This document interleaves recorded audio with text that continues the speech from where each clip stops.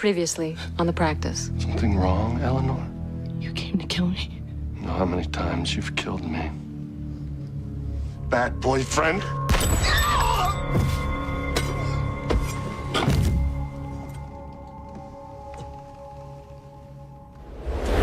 Senator Patangi's assault trial. I'd like you to second chair. That trial started yesterday. I saw it on the news. Yeah. All goes according to plan. It'll be over by Thursday. You won't have to do a damn thing. Bobby, who is he? What? Witness? Who the hell is he? He forgot who that witness was, didn't he? You could tell? No, only because he clenched his hands. Has this been going on since the stroke? Joanne told me.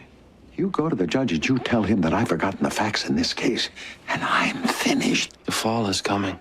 He is only going to listen to you. It's time, Ray. It's time to quit.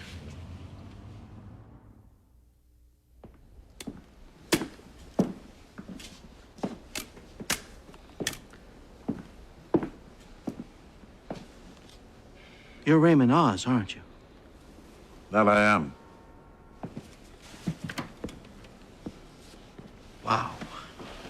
You know, I've always dreamed of being on opposite benches, you and me, but in a courtroom, not a hallway. You a lawyer? Harlan Bassett. I can't say I've argued before the Supreme Court, but... Plenty of time. What are you, about 65? 53. Do I look 65? I'm just a crazy old man. Appearances mean nothing to me. You know, you and I enjoy reputations. You're considered one of the greatest lawyers in the history of the Commonwealth. And me, I might be thought of as one of the worst. Yeah, well, reputations can change in a heartbeat. What are you, 62, 63? 53. Raymond. Bobby, I need to talk to you. It's important. What's up? Well, unfortunately, Bobby, I need your legal help. This isn't easy. It's about Joanne. How do you mean? You know, we've had our disagreements in the past. Lately, her behavior has become outrageous. First, it was just receipts stuffed in the kitchen drawers. Then she began to disappear for hours on end, and when I asked her where she'd been, she got angry. And then, one day, she came home smelling like she'd been with a man. She denied it, of course, and said that I was out of my mind. Ray, I can't imagine Joanne having an affair at her age. Now, damn it, don't you go against me, too. Let me finish. I'm sorry. What can we do for you? She's taken me to court. She wants a divorce? No, she's too smart for that. No, she wants to be named my conservator. She wants to get control of my money, my estate, everything. Everything. Well, she's probably got a guy stashed in some motel playing me for a fool. Right, Ray, easy. Easy. Now, I could represent myself, but I need independent counsel. Someone I can trust. Let me talk to Joanne. Oh, there's no talking to her. No, there's a hearing scheduled for 9:30 this morning. I hate having to ask. I'll be there.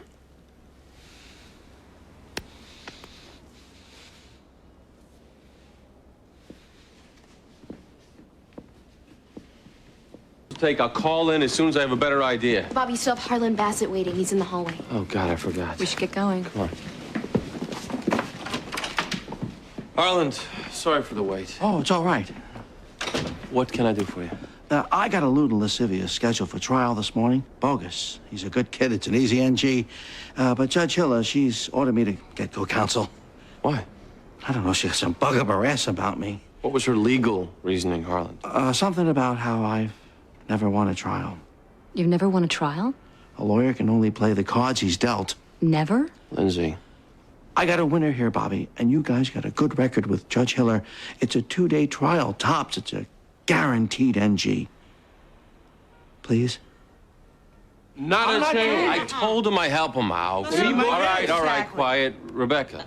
No, I do not need that kind of experience. I've seen that man in court. Bobby, it's bad for us to even be associated with Harlan Bassett. He's a nice guy. Yeah, and the world's worst attorney. Lucy, straws. I'm too busy anyways. Why can't we put this to a partnership vote? It's a 2-day trial at most. I do it myself, but I promise to help Raymond Oz. Pick him. Luck to be a long straw tonight. Damn. $50. Oh, not enough. Look, I do not want to be in court with that man. Thanks, Eugene. I owe you. You got that right. He's really never won a case ever. And he never will. But with you at his side. Knock him dead. Hey, you might want to keep this for next time. Yeah. Thank you all very much. Maybe you should have picked him up. He wouldn't let me. Joanne. Bobby, how are you? Hello, Mrs. Oz. Lindsay Dole. I co-chaired your husband's last case with Bobby. Yes, of course I remember. Abby Smythe, Forte and Cream. Joanne, I just thought we might be able to keep this in the family. We should go inside. I'm concerned too, but is this really the way to handle it? I don't have a choice, Bobby. The bank calls every week, and the creditors and the accountants. How can they keep covering for his wild spending and his craziness? But having him declared incompetent, You looked me in the eye 2 years ago and told me to step in. that was about getting him to stop practicing law. This is about competency. I can't control him anymore. Control me? I don't need you to control me. Ray, can we just find some place where we can all sit down and The talk session about starts this? in 4 minutes, counselor. Joanne.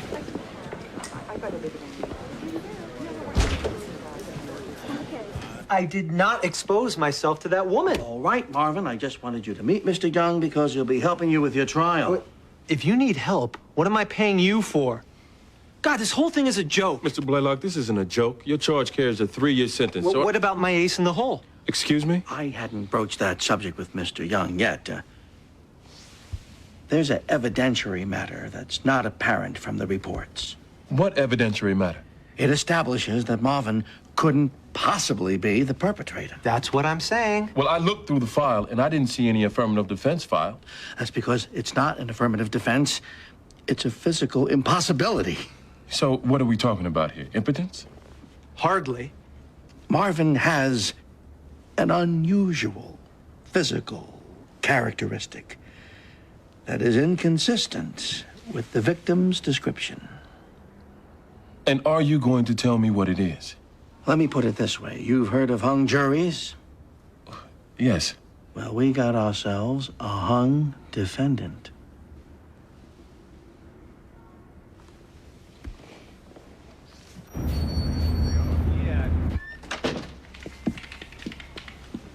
Eleanor?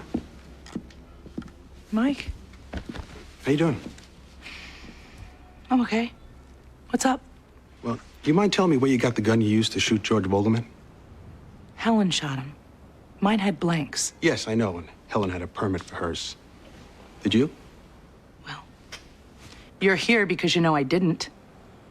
You here to arrest me? I'm here to tell... Because I would just love that. Eleanor? No. You talk about your test case? I used that gun to defend myself in my home, so go ahead and press charges. Eleanor? Are you here to arrest me? I'll tell you this. Don't dare me. I am daring you. That's exactly what I'm doing. Eleanor, cut it out. I came here prepared to give you a break and tell you only that you wouldn't be getting the gun back. But don't get on any high horse, Eleanor. For every gun used in self-defense, 40 more are used to commit murder. And the only reason you're not dead yourself right now is because your friend George preferred to play with knives more than he did pistols. And don't make me out the world's biggest idiot. The psycho killer who stabbed Lindsay, you brought him to the party. He was under your nose the whole time, and you couldn't see it.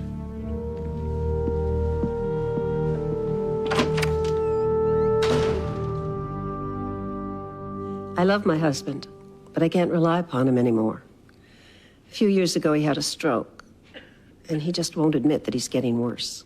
Can you give us examples? He runs up enormous bills on our credit cards, and then he accuses me of doing it. Last week, he gave our housekeeper a diamond necklace he bought for me for our 40th anniversary. Anything else? Just the other day, I came home and found the refrigerator filled with 15 pounds of lunch meat for the two of us. Mrs. Oz, have you consulted your husband's physician? No, he won't see a doctor. He thinks that they're all out to get even with him because he won a few malpractice suits. And he's accusing me of... He's accusing you of what, Mrs. Oz? Of having an affair. So ridiculous. It's true. You know it's true. Mr. Oz, please be seated. And now he's threatening to give away his estate so that when he dies, I'll be left with nothing. His revenge, he says. And he calls me a whore. Tell the truth, Ray. Mr. Oz. You betrayed me. Raymond, sit. Mr. Oz. You betrayed me. Raymond. I told the judge that Raymond should stop practicing law. But he's just never forgiven me for it.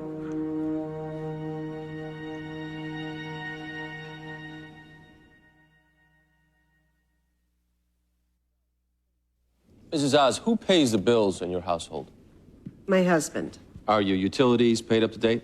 Yes? Credit cards paid in timely fashion? Not always, but most of the time. Has your husband ever missed a payment on his insurance or any other financial obligation? No? And has he actually changed his will in the last 2 years? Well, no, but he's threatened to... The question is, has he changed it? No. And you said it was you who told the judge it was time for your husband to stop practicing law. Yes. And he's never forgiven you for it. No, I don't believe he has. You talk of threats and revenge and not being forgiven. That isn't incompetence, is it, Joanne? That's anger. Bobby, what are you trying to do? I'd ask that the witness be instructed to answer the question. If you love him as much as... Ask that the witness be instructed to answer the question. All right. Please answer the question. Yes, he's angry. He's a very angry man. I interviewed the complaining witness who said the man had exposed himself to her. Was Miss Cosgrove able to give you information about the perpetrator? Yes, she was able to give me a detailed description. Did you arrest anyone at that time? No, we were unable to locate the suspect. Then about a month later, we received a phone call from Miss Cosgrove. She sounded extremely upset and told me that she had just seen the man. We proceeded to the location and attempted to arrest the defendant. Attempted to arrest him? Mr. Blaylock looked in my direction and took off running. My partner and I chased him for several blocks until he ran into an alley with a dead end. What happened then? I placed him under arrest, and he was subsequently identified in a lineup by Anita Cosgrove. Thank you, sir. Mr. Bassett?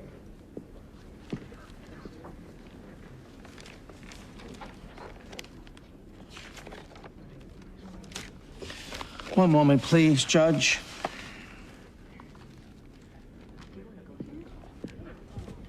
I don't think we really need to get anything out of this witness. Would you mind if I asked him a few questions? Oh, go ahead. Officer, when you arrived at the location to arrest my client, were you or your partner in uniform? No, we were in plain clothes. Was your car marked or unmarked? Unmarked. And that neighborhood is known by your department to have a high level of criminal activity, including shootings. Yes. So it's entirely possible that when Mr. Blaylock saw an unmarked car pull to a sudden stop, you and your partner jump out of that car in street clothes with guns, that he might not have realized that you were police officers. I called out and identified myself. But you can't be sure that he believed you or even heard you. No, I can't. Thank you.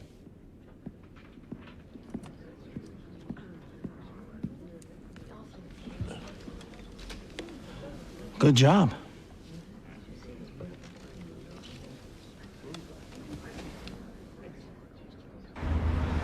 It would be easy, under the circumstances, to say, gee, I guess I never really knew him. He wasn't who I thought he was. I would discourage you from thinking that.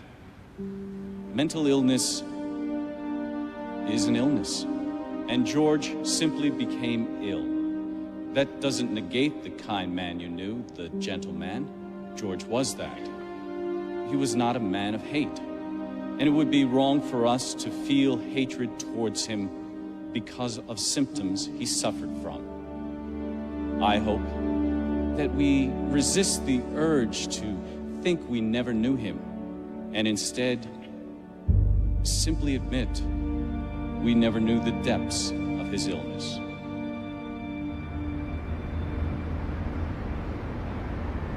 They're calling him as the next witness. I heard. Where is he? Men's room. I feel bad for her. I'm sure she never thought it would end up like this. Judge is returning. Okay.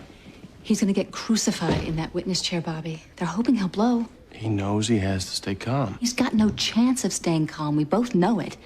Can't we work this out? He won't budge. He's crazy. That's up to the judge to decide, not us. Bobby, he's gonna get hurt.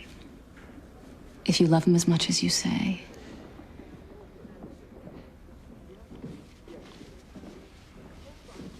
I better get him. Ray, you in here?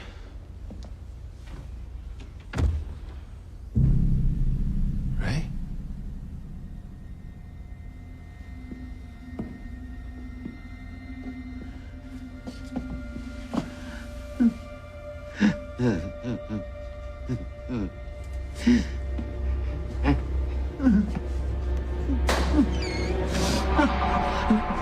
Close the doors. Oh, God. She's out there. Who? Oh, Joanne. She wants to kill me. Oh, Ray. Don't touch those. No, she's under my scent. Don't. Ray, you are due to take the stand in 2 minutes. Who are you? It's me, Bobby. Bobby. Oh, Bobby. I always considered Bobby my son, you know.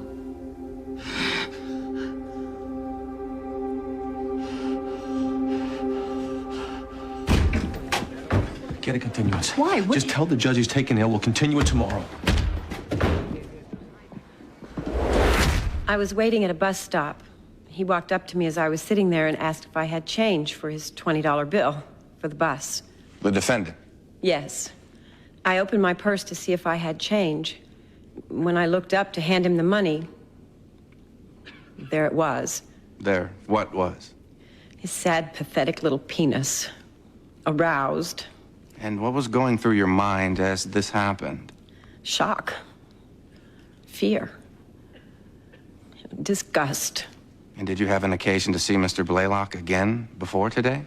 Yes, about 4 weeks later, I saw him standing there loitering at the same bus stop.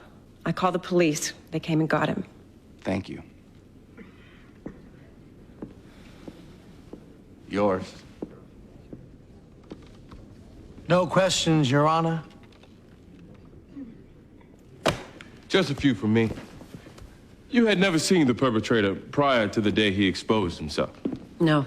On the day of the incident, you described the guy who did it to the police. Yes. Events were still fresh in your mind at that time. Yes. And you were very careful to give as much detail as you could to the police so that they could catch the person. Right. Now, did the police ask you about things like approximate height and weight? Yes. I told them all that.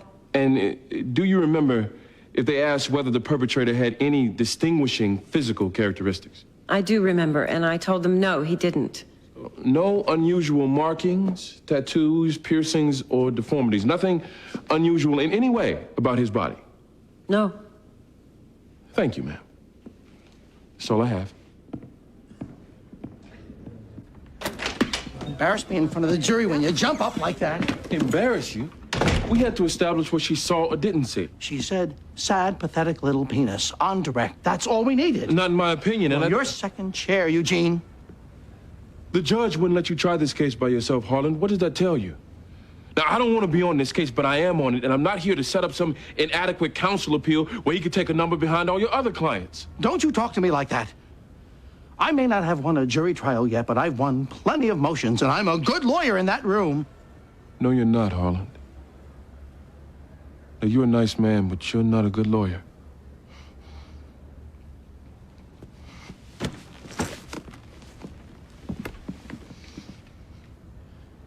I'm going to take Marvin's testimony. You can back me up if you think I've missed anything. Okay.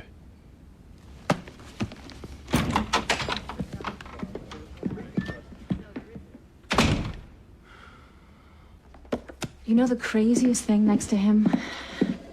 We should win. They haven't made their burden that he can't manage his financial affairs. He can be naked in as many bathrooms as he wants, but if his affairs are in order... Bobby, we have a problem.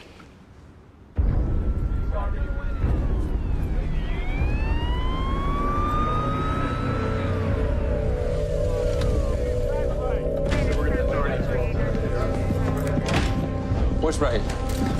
Is he all right? Oh, yeah. He's fine. Ray. Bobby. Bobby. Bobby. Bobby. Ray. Are these really necessary? Ray, what happened? She tried to kill me. Joanne? Yes. What do you mean? She had a knife. A knife. And I swung to knock her away. Wait. Do you realize what you've done? Self-defense. She tried to kill me. She tried to kill me. Okay.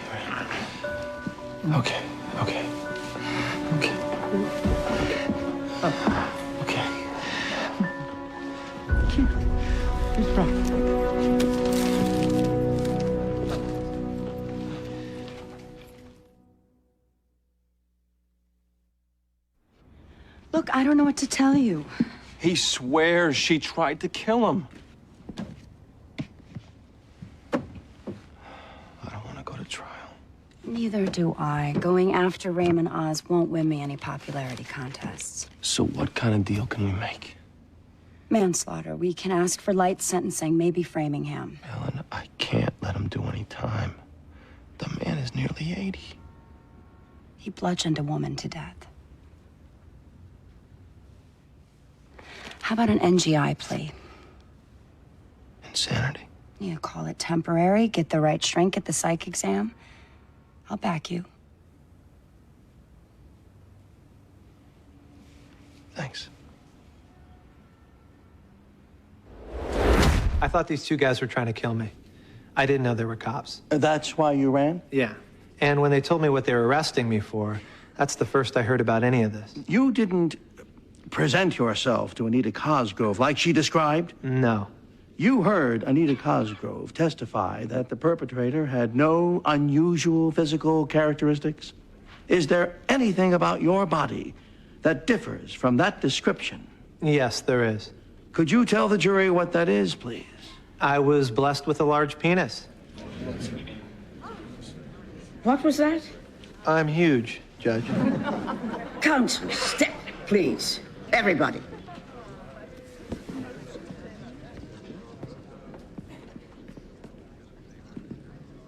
Where the hell is this going? The complaining witness has said that my client has a sad little penis with no unusual physical characteristics. That is inconsistent with the physical evidence I'm about to introduce. What introduce? You're offering photographs? Actually, no. I would like the jury to have a viewing. You're asking me to let your client drop his pants in court? Photos wouldn't do it justice. The jury wouldn't get the full dimensional effect. My client has a constitutional right to present his girth, Your Honor. Don't look at me. That would be lewd and lascivious conduct all over again. The intent would only be to present exculpatory evidence. Well, I'm not doing it here. Members of the jury, we will all be adjourning to my chambers. Let's go. Isn't this exciting? Well, evidently she knew she was losing that incompetence emotion. And killing me seemed to be the only other recourse she had to getting my money. I still can't believe it. The police don't believe that Joanne was trying to kill you. I must say, I have a hard time believing it myself. They're offering you a deal. No contest, with 12 months hospital commitment. Insanity? Ridiculous. Our case is weak. Didn't they check the knife for her fingerprints? It was a kitchen knife, Ray. She was fixing dinner.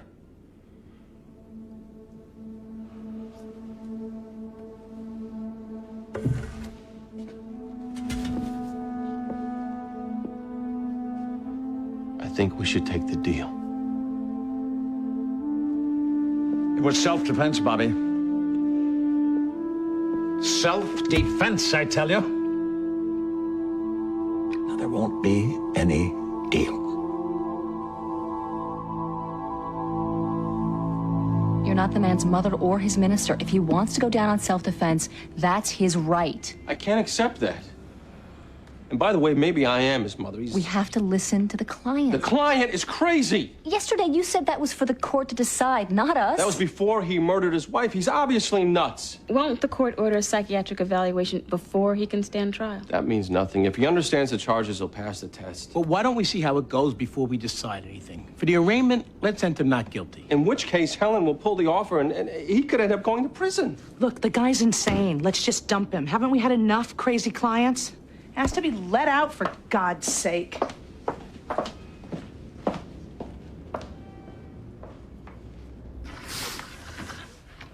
I know I've apologized twice, but I'm going to do it one more time to convey the court's embarrassment. But every defendant is entitled to a complete and zealous defense. So,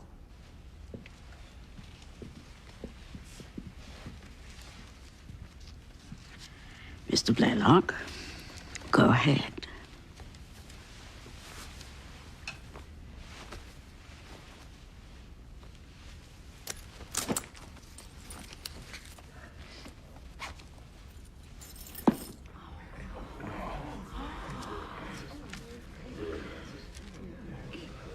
What's that? It's pierced.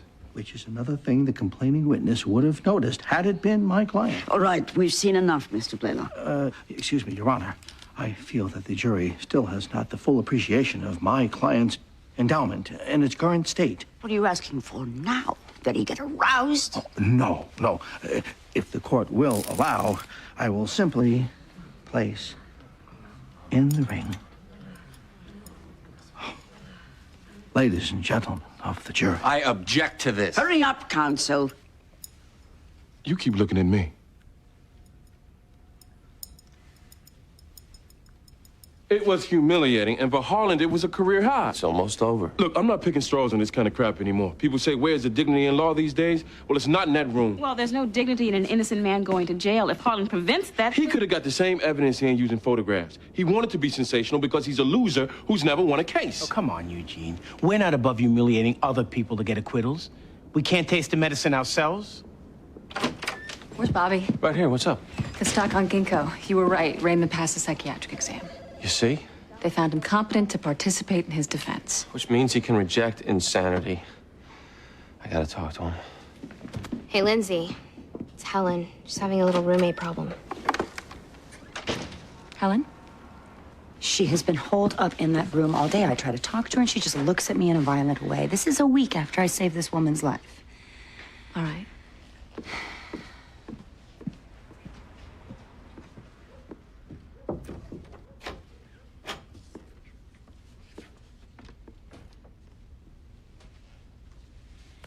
Hey, what's going on? Eleanor? I never apologized to you, did I? For what? What McGuire said. I brought George Vogelman to the party. He tried to murder you. Eleanor, you couldn't have known. I have to face the reality, Lindsay. I have a total incapacity when it comes to reading people.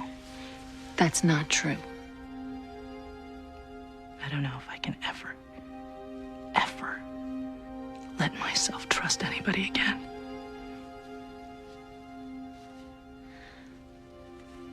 You will.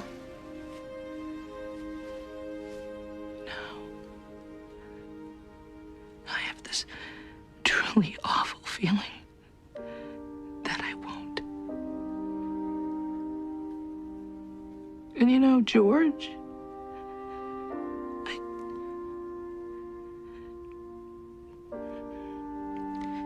am I sick for grieving for him? No.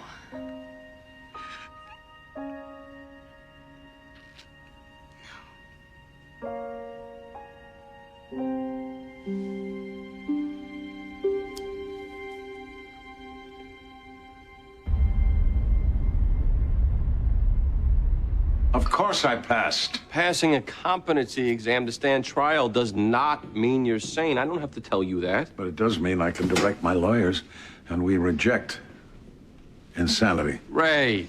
Did you tell Joanne that I passed the psychiatric exam? Raymond. Joanne is dead. You're charged with killing her. Oh, yeah, she's dead. Can I see her?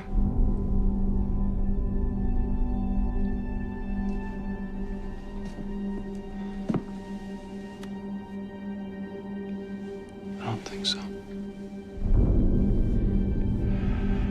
Listen, the only way that I can effectively represent you here is to plead insanity.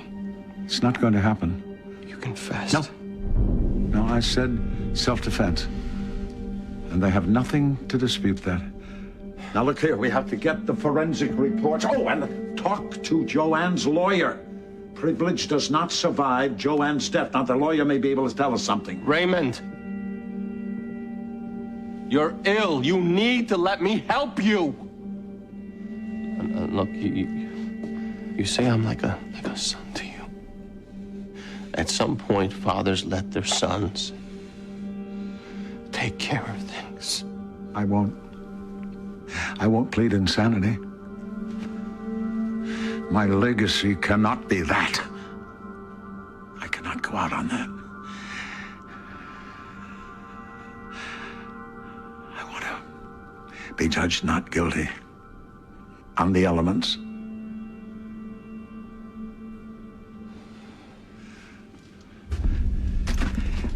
Bobby,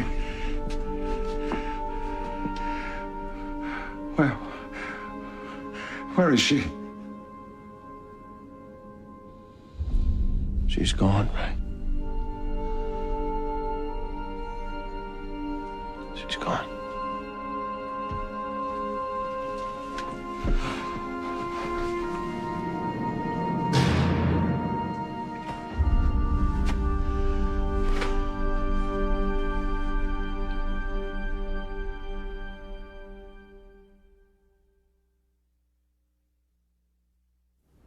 So you're going to withdraw? I don't have any choice. I don't get why you say that.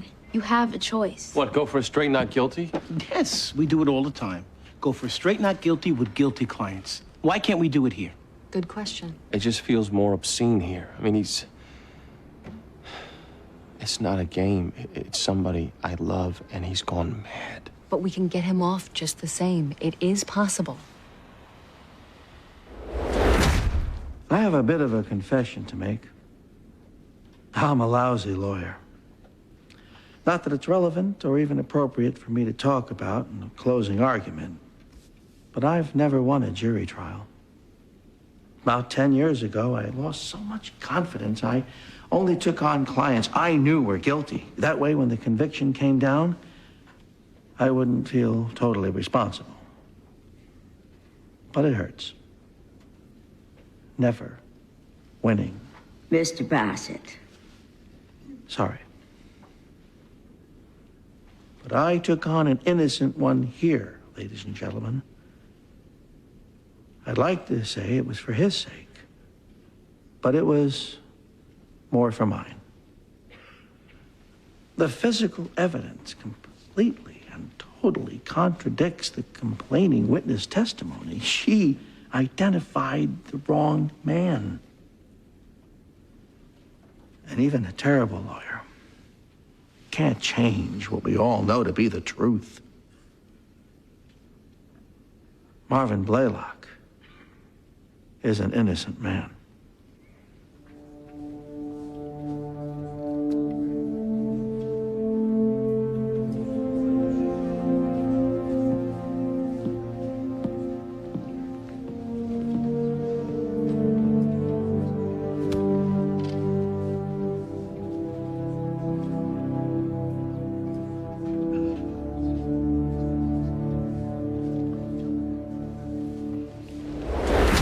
Versus Raymond Oz, murder in the first degree. Bobby Donald for the defense, waive reading. Helen Gamble for the Commonwealth. The defendant enters a plea of not guilty. We'd ask that Mr. Oz be released on his own recognizance. Did he undergo a psychiatric? And passed. He has established roots in the community. He's well known. 1 million bond, 200,000 cash. Your Honor, I'd like to represent myself. Mr. Oz, I need hardly remind you that a man who hires himself for his lawyer gets billed just the same. I'm well aware, Your Honor. However, since most people would seek out Raymond Oz in this circumstance, I see no reason why I shouldn't do the same, particularly when I stand a pretty good chance of reaching him. I don't think it's appropriate to enjoy a murder trial, Mr. Oz, especially when your own wife is the victim. Your Honor,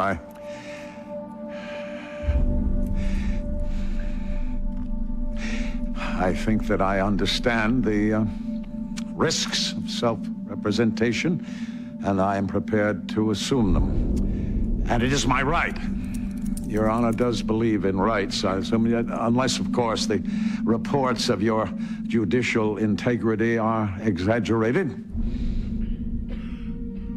I will allow you to represent yourself, but I'm ordering Mr. Donald to stay on as co-counsel. I don't need him. Well, then you'll just have to humor me. I would like to have an immediate trial date, Your Honor. There's no discovery necessary here, and I will stipulate to the forensics. And I am an old man, and I really would like to be acquitted before I die. We can go in 3 weeks, as long as Miss Gamble doesn't object. We can be ready. Mr. Oz, I have half a mind to declare you incompetent. And if you had the other half, you could call me crazy. See probation. We'll conference, set a trial date. Adjourned. Mr. Oz. Mr. Oz. What will be your legal strategy? Oh, I wouldn't presume to declare a legal strategy, ladies and gentlemen. No, suffice it to say any lawyer considers himself lucky if the facts in the case support his claim, and here they do. You ready for this? Are you? Forgot to ask a very simple and important question. What really happened? What really happened? Now, I not only intend to raise that question, but I intend to answer it fully.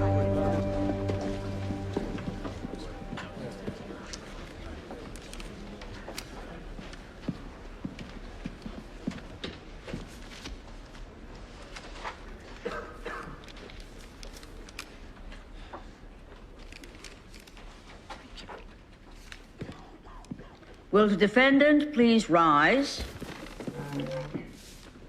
Madam Foreperson, the jury has reached a verdict. We have. What say you? Commonwealth versus Marvin Blaylock on the charge of lewd and lascivious behavior. We find the defendant, Marvin Blaylock, guilty. What? Members of the jury, this completes your service. You're free to go with the court's thanks. Mr. Blaylock, see probation. Will be heard on sentencing next Tuesday. Adjourned. What happened? You tried a good case on it. Oh, I don't understand. Mr. Young?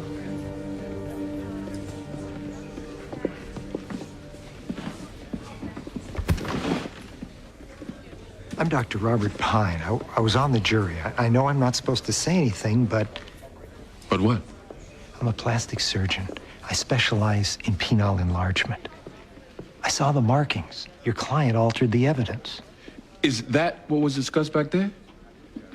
Your Honor. Mr. Curley, approach. Defense moves for a mistrial. This juror is a plastic surgeon who offered testimony during deliberations which affected the verdict. What? He's a plastic surgeon. He saw scars. He concluded that my client had his penis enlarged. Is that true? Yes. You got to throw it out, Judge. Why? The jury's free to evaluate This guy's evidence. a plastic surgeon who offered test. I've wasted enough time on this case. I am not going to start over. The deliberations were tainted.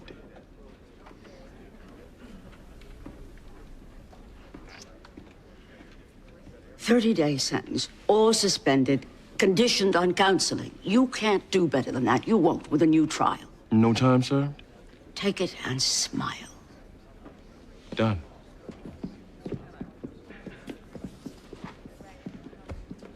All suspended. You don't serve a day. We got to get you counseling. But no time? No time. Great. Harlan? Oh, great. Good result. Good result.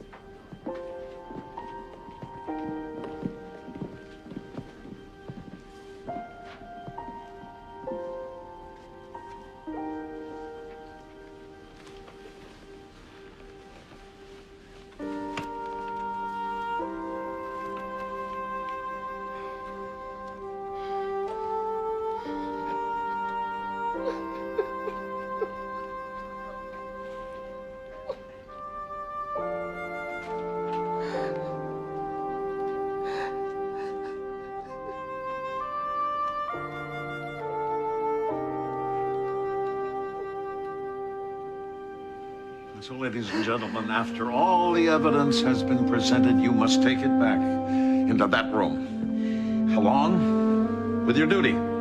Your duty to uphold the law. Your duty to hold the state to its burden of proof. Because you see, ladies and gentlemen, this is still a country where people are free. And for you to take away a man's freedom, for you to remove him from the free world, you must find guilt beyond reasonable doubt. That is all doubt, not most doubt, not a great majority of doubt.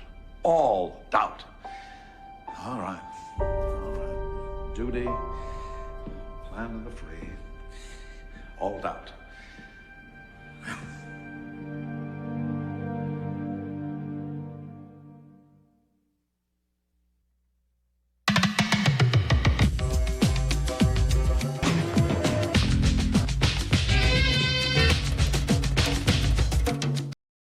Previously on the practice. She's taken me to court. She wants divorce? No, she's too smart for that. No, she wants to be named my conservator. Joanne, I just thought we You might... looked me in the eye 2 years ago and told me to step in. That was about getting him to stop practicing law. This is about competency. I can't control him anymore. Control me? I don't need you to control me. Where's Ray? Is he all right? Bobby. Ray, what happened? She tried to kill me. You realize what you've done? How about an NGI plea? Insanity. Get the right shrink at the psych exam. I'll back you. Listen, the only way that I can effectively represent you here is to plead insanity. It's not going to happen. You confessed. No, I said self-defense. Commonwealth versus Raymond Oz, murder in the first degree. The defendant enters a plea of not guilty. Your Honor, I'd like to represent myself. I will allow you to represent yourself, but I'm ordering Mr. Donald to stay on as co-counsel. I don't need him. Well, then you'll just have to humor me. Mr. Bay, what is it done? You feel like to be prosecuting the legendary Raymond Oz? Counselor, what is your strategy? No questions, no... Mr. Oz,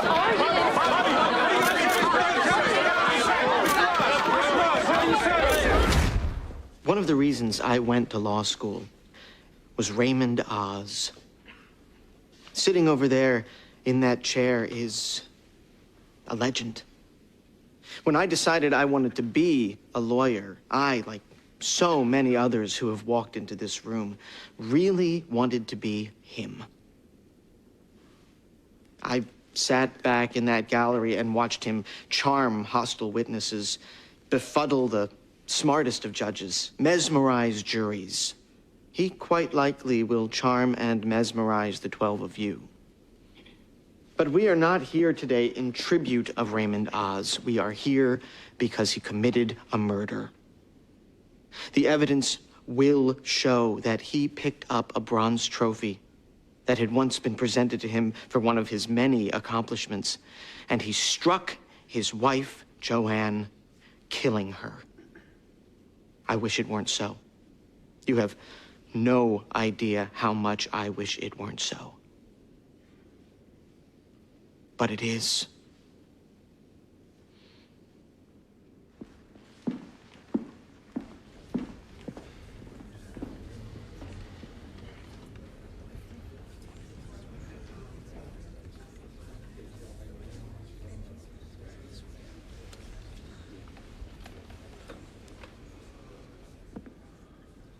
Wishes he were me, he says. Look behind my table, ladies and gentlemen. You won't see any sons or daughters, grandchildren. We never had them, my wife and I. All we had was each other. And yet our lives never felt empty. Ours was a great love affair. I killed her. The only woman I ever loved. I killed her. But it was in self-defense. Now, Mr. Bay wasn't there. The police detectives weren't there. I was there. A great love affair. And I don't know what will haunt me more. That, in the end, I took her life, or that, in the end, she tried to take mine.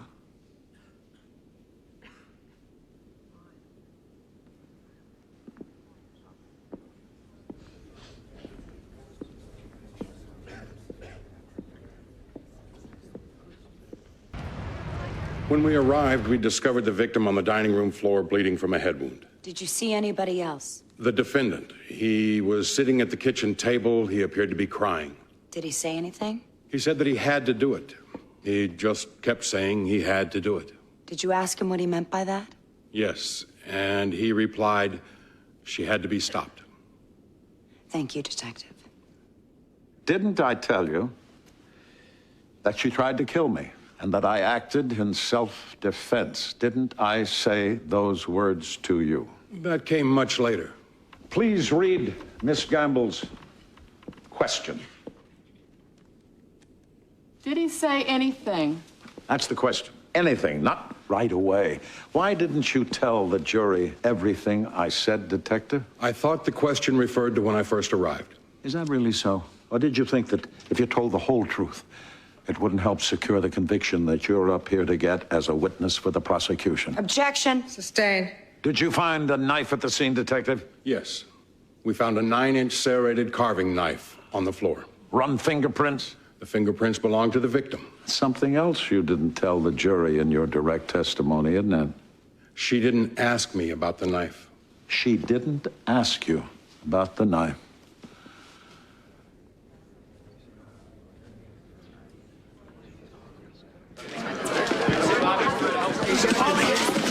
How'd it go? So far, so good.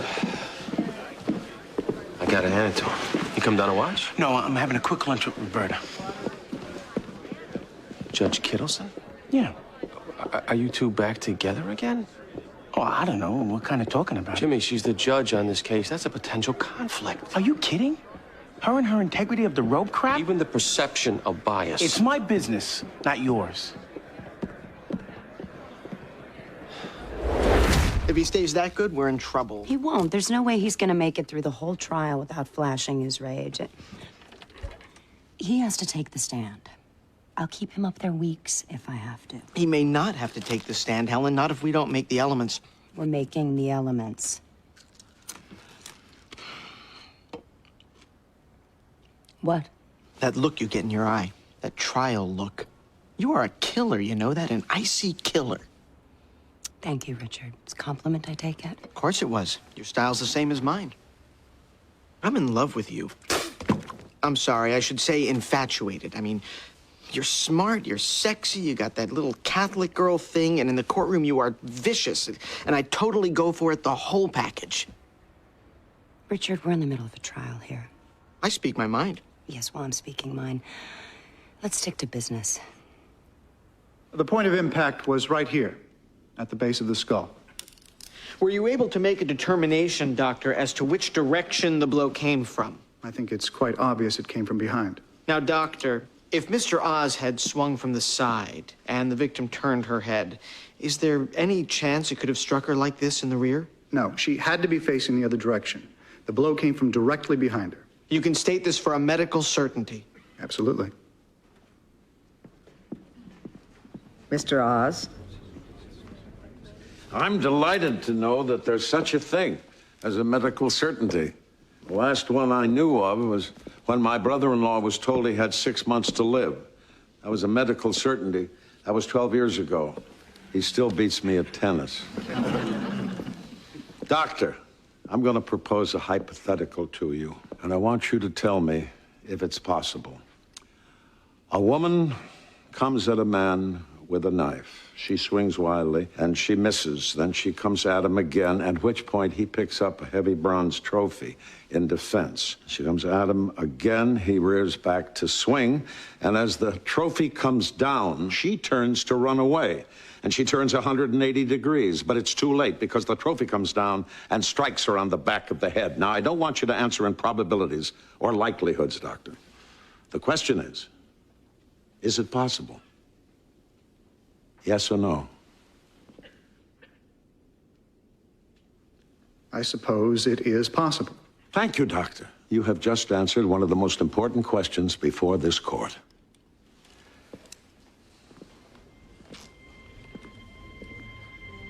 Mr. Oz?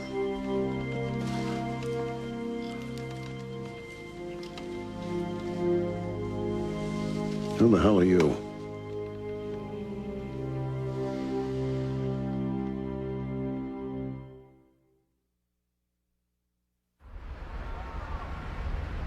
In many ways, he's closer to me than my own father. The idea of him being a spectacle. Bobby, have you been paying attention in there? He's winning. So far, maybe. You all set? Yes, let's go. Trevor. Raymond. Well. I'm so sorry.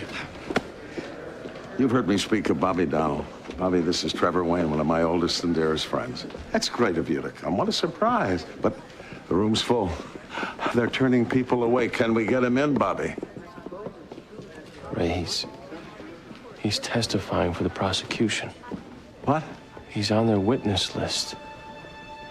Oh, yes, of course. Of course. Mr. Wayne, we have to get in.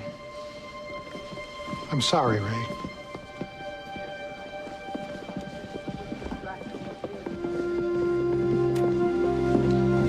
We should be getting into. Come on, Ray. Yeah. Let's go. You two are friends. Over 50 years. We stood up for each other at our weddings. And yet you're here testifying against him today. You subpoenaed me. Mr. Wayne, the defendant spoke of a great love affair between him and the victim. Did you have the opportunity to witness their relationship? Yes.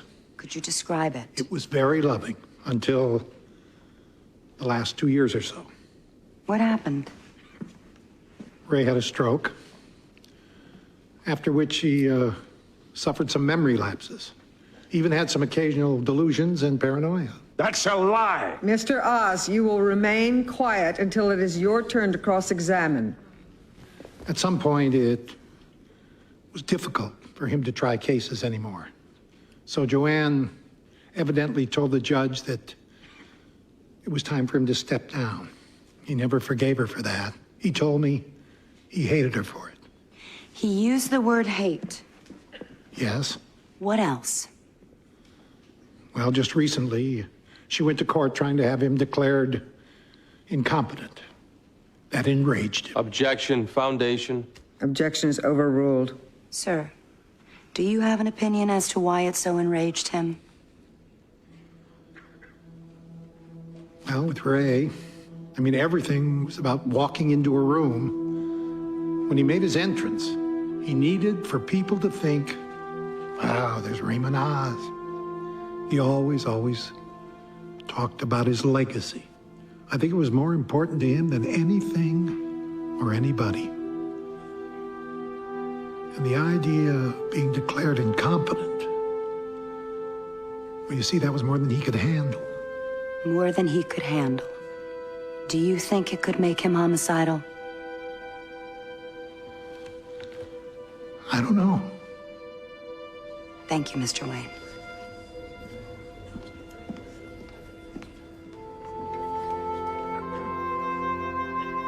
Mr. Oz?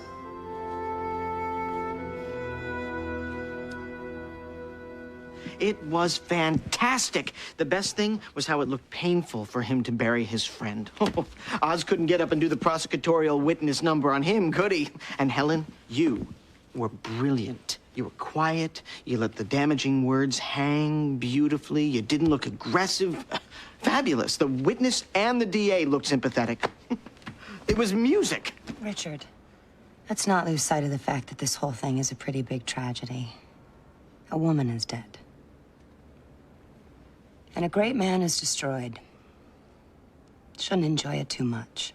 I know. I don't mean to. I really don't. But Helen, we're back on top. They have to jump at manslaughter now. I hope they still offer it. You didn't cross the guy at all? There's nothing really to cross him on, Eugene. The testimony seemed to pain him the most. He certainly didn't seem biased. The worst thing is, I believed him. So did I. Then you have to take manslaughter. Any chance we can switch the pleas to insanity? This late without notice, forget it. Plus, Ray would never go for it. He might now. Even he had to see how damaging that was. His lifelong friend just gave them motive. Gift wrap. Any feel for whether Kittleson will let us switch pleas this deep? Bobby, we haven't said a word about the case. You kidding? You better see if Ray will switch his plea. No insanity. And I don't want you to mention it ever again, Bobby. Do you hear me? You know that we were hurt by your friend Trevor. I was there. I know what he said. Raymond. Raymond, look at me. The jury has all it needs to convict you now. If we can just switch pleas. No. You have to consider this. I will not have my final legacy. A doddering... Enough about your damn legacy. Legacy is family. It's friends. You killed your wife and your best friend just turned on you. That's your legacy, Ray. You turned on me, Bobby, didn't you? You're the one that went to that judge, aren't you? Yes, and you're the one that wanted to end my legal career. You're the one that convinced Joanne to go along with you. And I hated you for that, Bobby. So you hate me now, too, Ray? Yes. I hate you, Bobby. I won't shy away from saying that. I hate you. Well, you know what? I'm beginning to hate you right back because you're so pathetic. You watch your mouth. Your wife is dead and you haven't been to her grave. All you care about is your reputation as a lawyer. The great Oz. Well, you may not have loved Joanne. I did. Like I once loved you. And now, I don't think you were insane. I think it was premeditated. You weren't about to let her declare you incompetent and tarnish your legacy. So you killed her. And that's what you'll leave behind with me, Ray. I'll remember you as a premeditated murderer. Bobby. Get out. How dare you accuse me of not loving her? You killed her! And now you're telling the world that she tried to kill you? What about her legacy, Ray? This woman devoted her entire life to you. What about the memory of her? She deserved better than that. Your precious legacy. You will die an unloved murderer! You pitiful old man.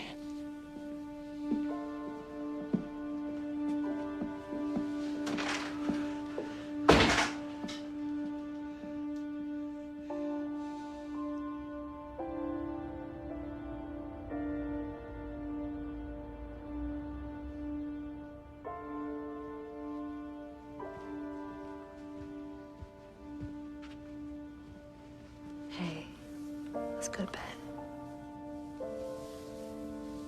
I told him he'd die an unloved murderer.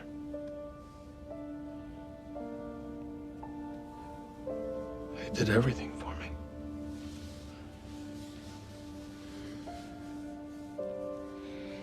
He may die a murderer, but he's obviously not unloved. Come on, let's get some sleep.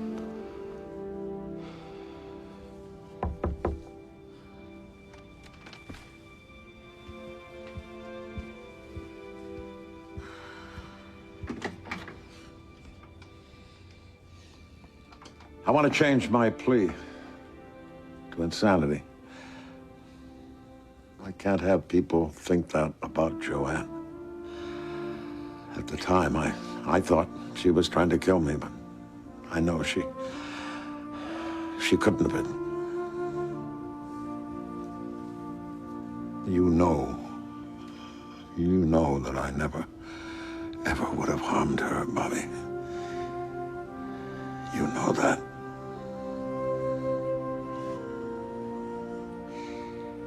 I want to change my plea to insanity.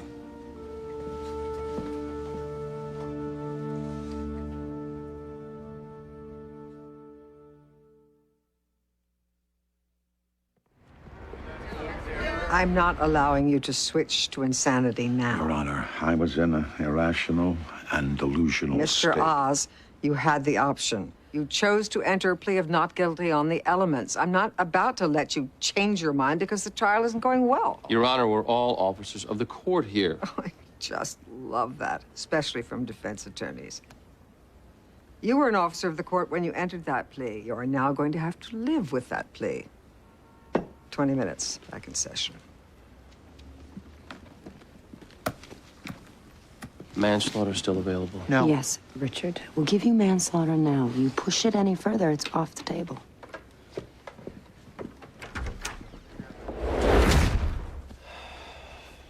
I think we should take it. Why? At my age, manslaughter's a life sentence. Might as well roll the dice. It's possible you could be out in 3. With Kittleson and Bay, that little Shetland's gonna ask for the maximum. I might as well keep going. I can't say I disagree.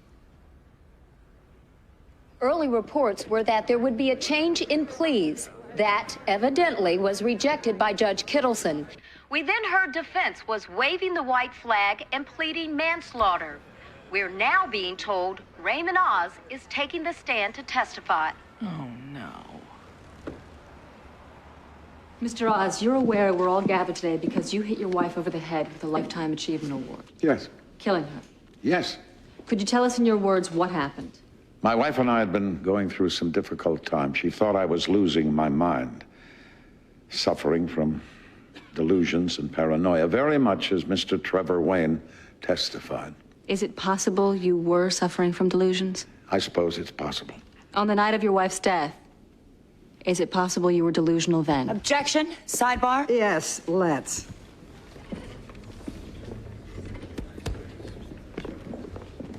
What's this? He's giving his account. He's setting up temporary insanity. Temporary insanity isn't available to us. The judge will so instruct. We're just testifying as to his mental state, which is an element of the crime. Mr. Oz, earlier you said self-defense. No, I'm sticking to my version. I believe it was self-defense. But that belief has to be a rational one and not an irrational. Save your closing arguments till later, you midget. I object to that on record. No, object to it on a stool. We'd hear you better. If you are about to suggest that he was mistaken, I will instruct that the mistake has to be a reasonable one, just like the Mr. Bay says. Why don't you let us present our case before you start criticizing it? At your own peril. Step back.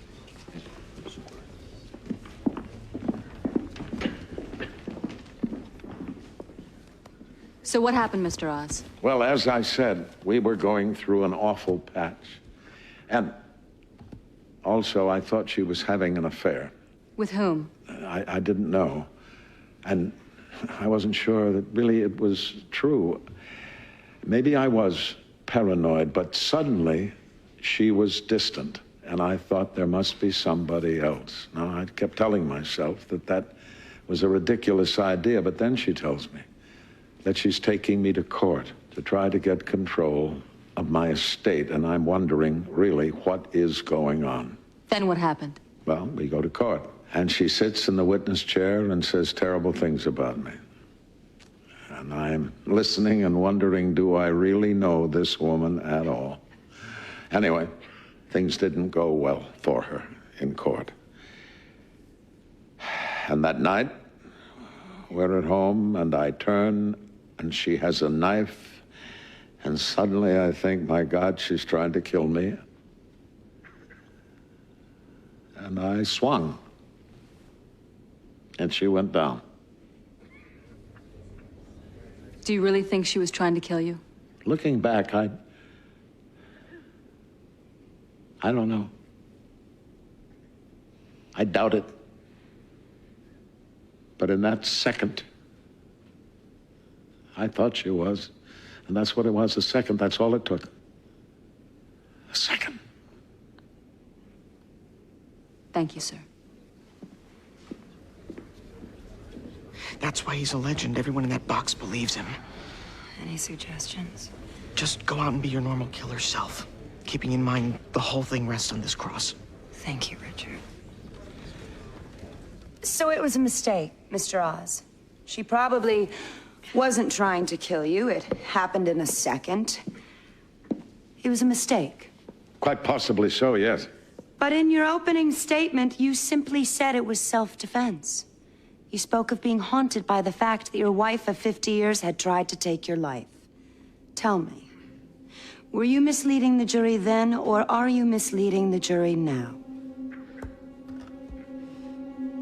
Well, it's a little complicated, Miss Gamble. You see, when I realized with horror what I had done, I had to believe it was justified. I was desperate to believe it was self-defense. But then, my friend and co-counsel, Bobby Donnell. Mr. Oz, I'm not looking for a speech here. You're looking for an answer, and I'm giving it to you. Go ahead, Mr. Oz. Bobby said, Raymond, stop thinking about your own legacy and think about Joanne's. What does this do to our memory of her? Well, I wrestled with that, and I decided that however self-serving my denial may be, it was not fair to her. I cannot state with certainty that she was trying to kill me. I can only state with certainty one fact. I thought she was. 1 second, Your Honor. I just blew it. Wayne's testimony, the hatred. Did you tell Trevor Wayne you hated your wife? That was in the heat of a moment. Heat of the moment. You testified that you never forgave her for it. I was angry at her. I don't deny it. Mr. Oz, are you incompetent? No, I'm not. So that was your wife's crazy thinking. She was mistaken. But your rage, Mr. Oz, that was no mistake, was it? It was anger. I wouldn't call it rage. You called her a whore. I thought she was having an affair. Any caring husband would be upset. Your wife talked about revenge. She was referring to my giving away the estate. The diamond necklace that you gave her for your 40th anniversary? You gave it to the housekeeper. You had a small stroke a few years ago, didn't you, Mr. Oz? From which I am completely recovered. Well, that really isn't so. You suffer some memory lapses. Like any man my age. A judge deemed you unfit to continue practicing law. No such thing. No, it was because of what he said. And because of her, what she said. Joanne. Yes, yes. Look, Counselor, you've seen me here. Do you not think that I belong? You and your wife fought constantly over your refusal to wear diapers. Isn't that right, Mr. Oz? Objection! Goes to his rage against the victim. I'll allow it. She got angry because you would wet yourself. This isn't relevant, Your Honor. She insisted you wear these, and you hated her for that too, didn't you? And didn't she repeatedly ask you to get counseling to deal with your anger? Anger because you knew you were becoming incompetent. That's a lie. It's not true. Well, it's just like Mr. Wayne said. With you, it's always been about entering a room, heads turning, saying, there's the great Raymond Oz, and the idea of what they must be saying now. He's gone mad. Objection! He's insane. Objection! Sustained. Ms. Gamble, is there a question? Here's my question, Mr. Oz. What do you think they're saying about you now? An incompetent man who wets himself, who kills his own wife. You shut up! You shut your mouth!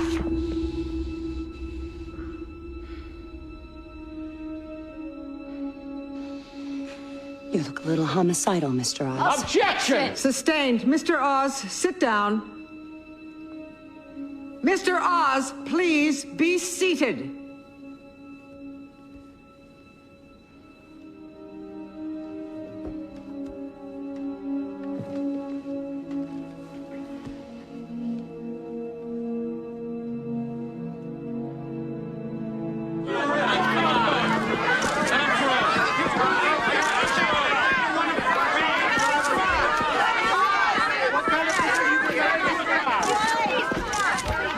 Here, let's sit.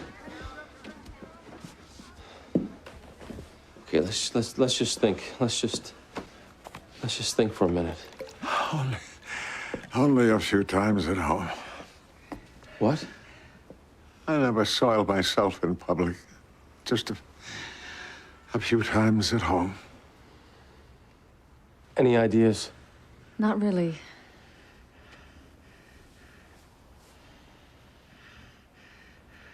But it looks like you've got one. Recuse myself? Your Honor, I had no idea when this trial began that you and Jimmy Berluti were seeing each other again socially. I just found out. There's a huge conflict of interest. I have never discussed this case with Mr. Berluti. It doesn't matter. You have a relationship with someone in my firm. There's no way we can go on. And if I were to recuse myself, we would what? Bring in another judge and finish the trial? No, I think that you'd have to declare a mistrial. What a surprise. Get out! You worry about the integrity of that road. And it hasn't been compromised, trust me. Your integrity is another matter. You're sleeping with one of my associates. We won't even discuss the wet dreams you've had about me. You shouldn't be on this case. Please leave my chambers, counsel. Nice try. I just hope she doesn't punish us now the rest of the way. She won't. She has too much integrity for that. Helen. Manslaughter. Look, I told you if you pushed it any further. Come on, he's an old man. Might amount to a life sentence anyway. But it might not. Helen, please.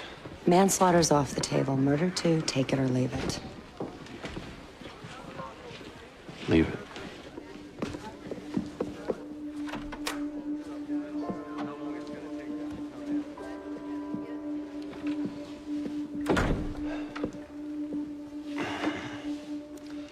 Raymond, we're down to closing arguments. I can do it, but given that you've been trying this case and it's your life on the line, it's better if you do it.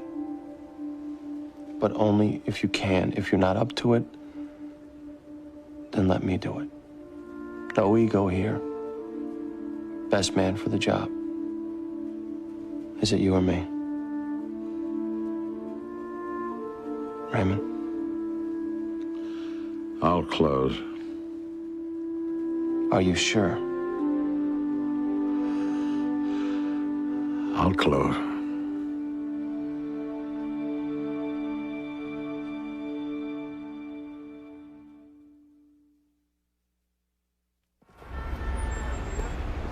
You gonna let him close? If we're gonna win, he's the only one. Is he gonna be naked? Funny. How'd she know about the diaper? Joanne's lawyer.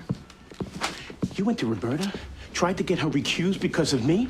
I was trying to. You know we don't discuss the case. I told you that. It was a Hail Mary, Jimmy. Not good enough. You don't trade on my personal life in your cases ever. If you let me finish. Not good enough. I would never do that to you.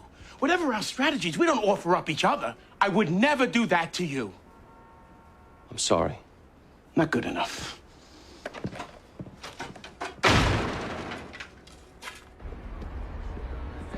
You saw the story change.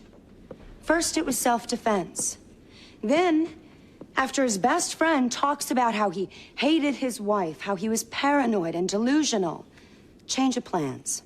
Let's go mistake. I thought she was trying to kill me, and in a second of confusion, I swung. Come on, does that sound reasonable to any of you? You saw the truth in this room, ladies and gentlemen. You saw an angry man capable of great rage who prioritized his image and his reputation over anything and anybody, including his own wife. She made him stop practicing the law. She even tried to get him to wear a diaper. But when she went to court to try to have him deemed incompetent, well, that was the final straw. The great Oz wouldn't have that. The coroner told you the blow came from behind. She wasn't even facing him. He came up to her from behind, and he stopped her. That man committed murder. That's the truth.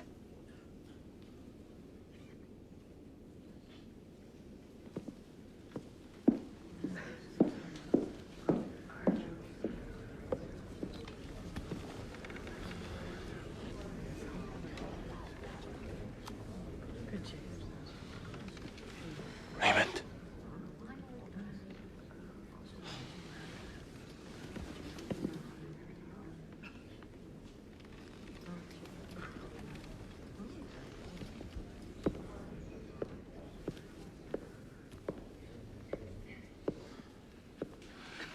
Talk to any old man whose mental faculties are eroding. You'll find anger. Or a senior citizen who's becoming incontinent. Rage. Or an aging husband, no children, no grandchildren, only a wife to cling to, a wife who's trying to have him declared incompetent, trying to put him in diapers, and you will find what you saw in me when I stood in that witness box. But these people do not turn homicidal. And neither did I. Now, whether it was the very incompetency that she accused me of, or the paranoia, I don't know. I don't know, but I do know that in that second when she stood before me with that knife, I really believed that she was going to try to take my life. No. Anybody who knows my heart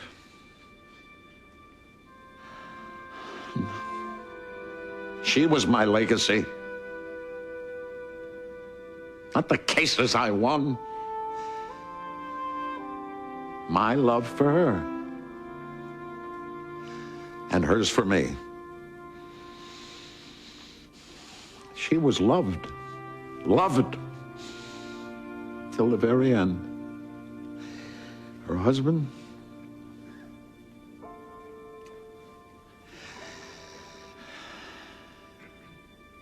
he didn't want her life to be over.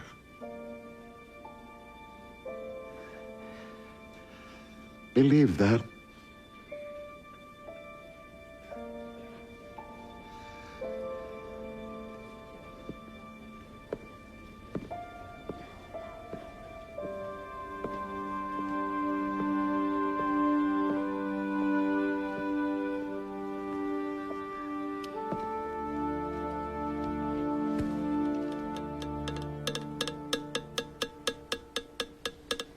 Can you not do that? Sorry. You know, Helen, you said before this is a tragedy. Don't enjoy it too much. This is what we do. We're DAs. We prosecute murders. It's always somebody's tragedy. What's your point? Well, if you don't enjoy what you're doing, why do it?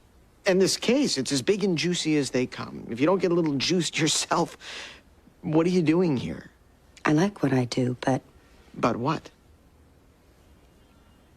You really love this, don't you? Case like this? It's music. Yes. Jury's back.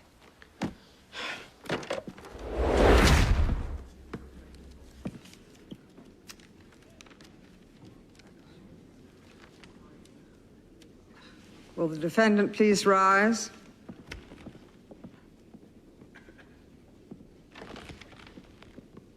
Madam Foreperson, the jury has reached its verdict. Yes, we have, Your Honor. What say you? Commonwealth versus Raymond Oz. On count 1, murder in the first degree, we find the defendant, Raymond Oz, not guilty. Count 2, murder in the second degree, we find the defendant, Raymond Oz, not guilty. Unbelievable. Members of the jury, your service is completed. You are dismissed with the thanks. Not guilty. She said not guilty. You did it right. Mr. Oz, you are free to go. We're adjourned. How about that, Richard? Verdict juicy enough for you?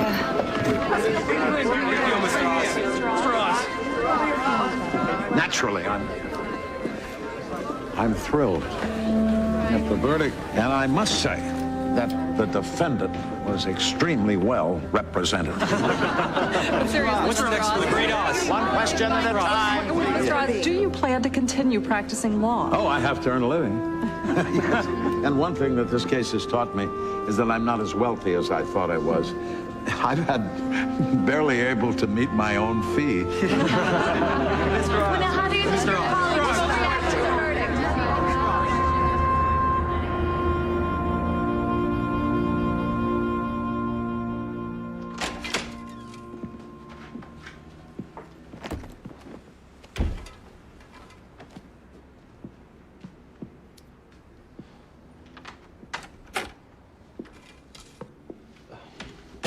Lindsay, give me a second alone, okay? I'm gonna be your wife. You've got to take those seconds with me.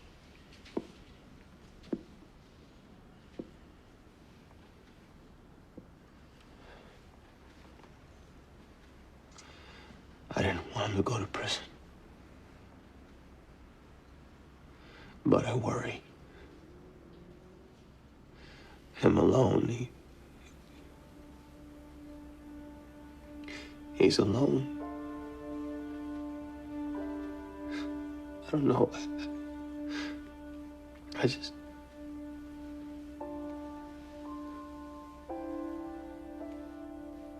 You're worried about somebody you love deeply.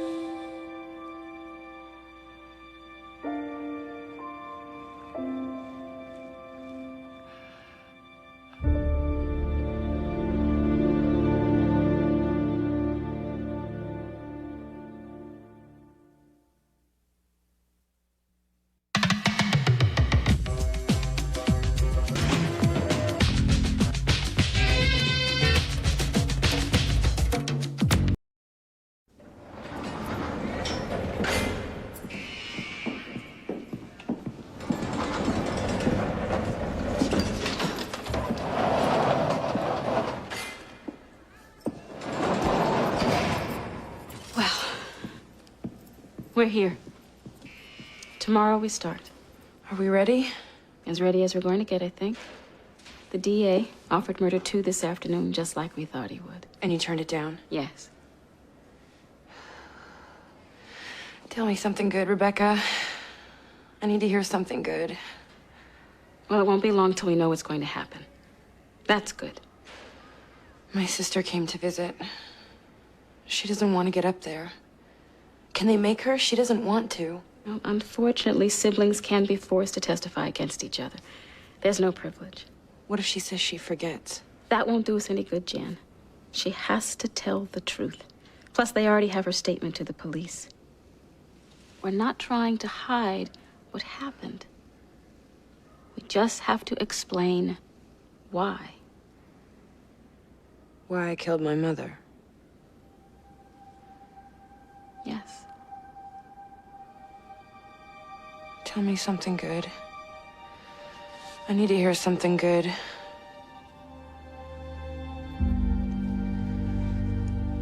Huh. Well, we can make more. I don't have time to wait. I have to be in court. What's going on? She just drank the last cup of coffee. Well, you don't seem to need it, Rebecca. Oh, funny, Eleanor. Do I torment you as you're about to head off for trial? Torment? All Now I'm right. tormenting That you? was the last cup. We ready? No, we're not ready. I'm going to have a caffeine headache because she just swooped in and chugged the pot. Okay, so now I chugged it? Rebecca, come here for a second. You're nervous. It has got nothing to... Rebecca, they sell coffee on the way to the courthouse. They sell it at the courthouse. You'll get your coffee. That's not the point. What's the point?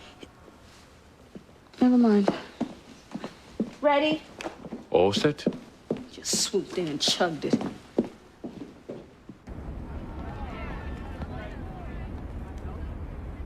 Jan came in from New York. I picked her up at the airport. We drove together to Mom's. We were going to celebrate her birthday. Your sister's? Yes. And it was just a normal dinner until the cake. That's when... Well, it was German chocolate cake. Is that significant? Jan is allergic to coconut. Very allergic. And she got upset. Angry with Mom. And then Mom got defensive. She said she just remembered that there was something about chocolate cake, German chocolate cake, that she thought it might be Jan's favorite cake. Well, that just spiraled into one of their fights. They started screaming at each other. And I couldn't stay and listen to them. One of their fights. What were they fighting about? Jan claims that my father sexually abused her. For years. She thinks Mom knew and looked the other way. Was it true? Did your father sexually abuse your sister? Objection, foundation. Sustained. Did you ever see your father abuse her? No, Did Jan ever tell you she was being abused by her father? not back then. Only later. A few years ago, after he had already died. Did you believe her? Objection, relevance. Sustained. Did you ever see any evidence that supported your sister's contention that she had been sexually abused? No. All right, back to that night. What did you do while your mother and sister were arguing? I just left. I told them I wouldn't be a part of it. I went out to my car and just sat there. Crying, actually. And then what happened? I heard screaming. I ran inside and I saw the blood all over the place. And I found Jan in the kitchen. She couldn't move. She was just sitting there, like in a haze. And my mother was lying on the kitchen floor. The knife still in her. She'd killed Mom.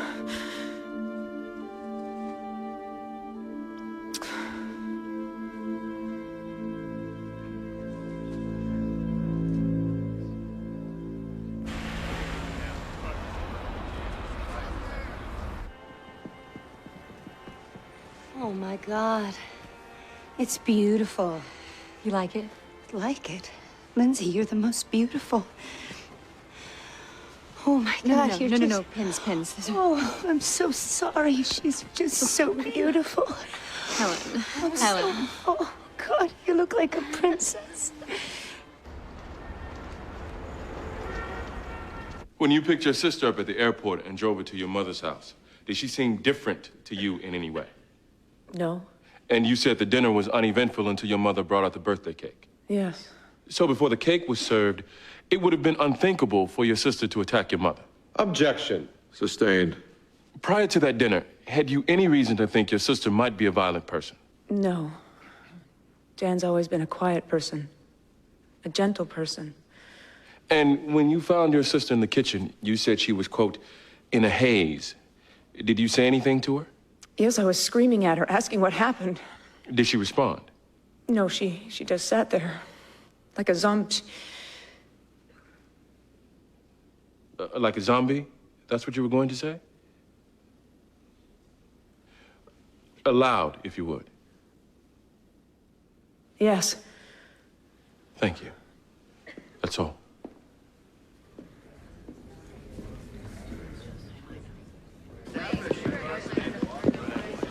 I thought that went well. You did.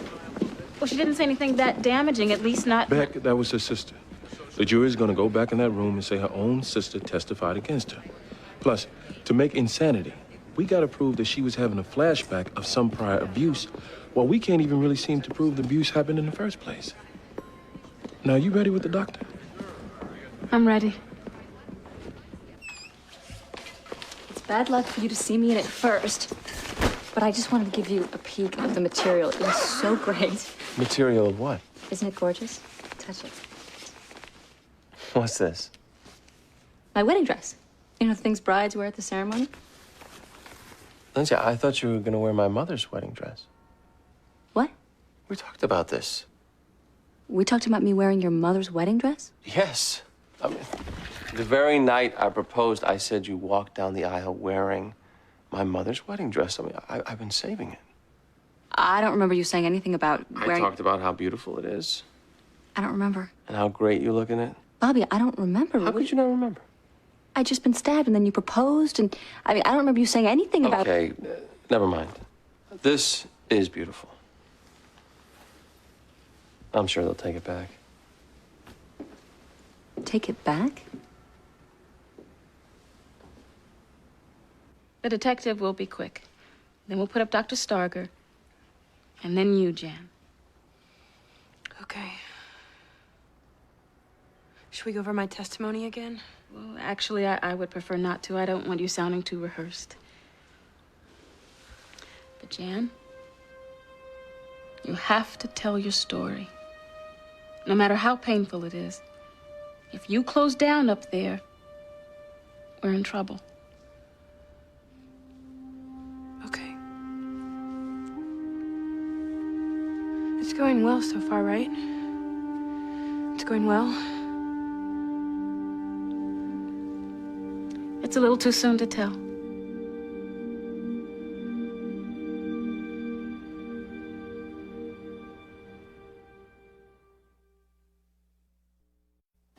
His mother? Yes, he expects me to wear the dress that she wore. I've seen a picture of his mother. She was built like a dump truck. Helen. You cannot not wear the dress you had made. It's a big deal to him. You know him and his mother. He gets very emotional. Have you seen what she wore? No. I'm sure it's hideous. All right, let's think about this.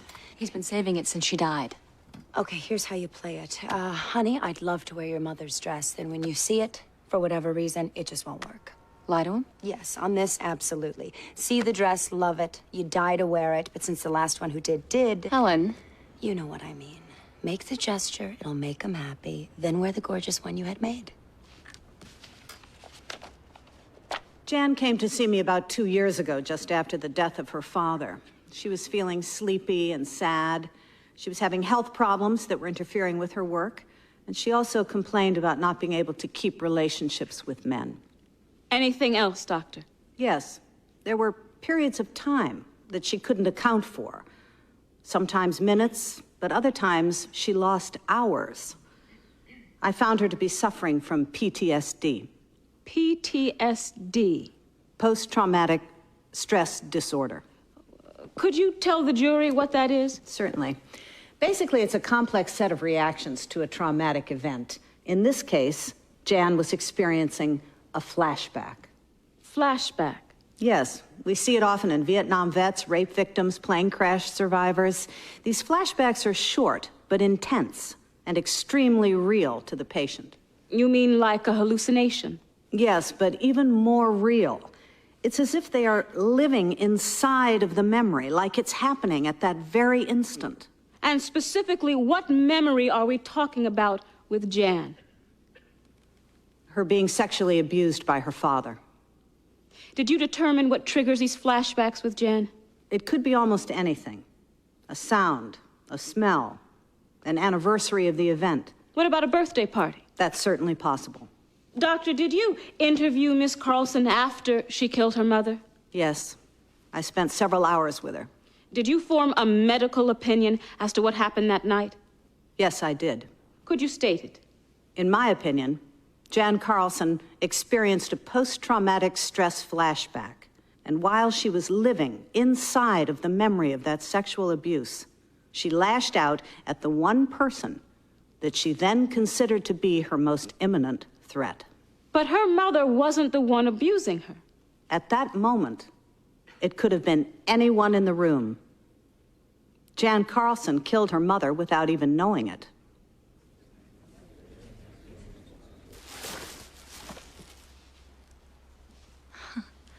It's beautiful. But it's a little short. I think it's going to be too short. And what a shame. I'm told it can be lengthened, no problem. Oh. Oh, great. Wow. Is it from the 1800s? I think it's Edwardian. Lindsay, you are gonna look so beautiful in it. I mean, I feel like I'm gonna cry just seeing you stand next to it. Me too. You know, I wish I could see it on. I mean, without having to alter the... Because, I mean, it's just so perfect. I would hate to do anything to it. Lucy, would you try this on? Over my dead body? I mean, Bobby, I wouldn't want to insult your mother's dead body. Oh, please. It'll take you 2 seconds. What's wrong? Nothing. I'm just so moved.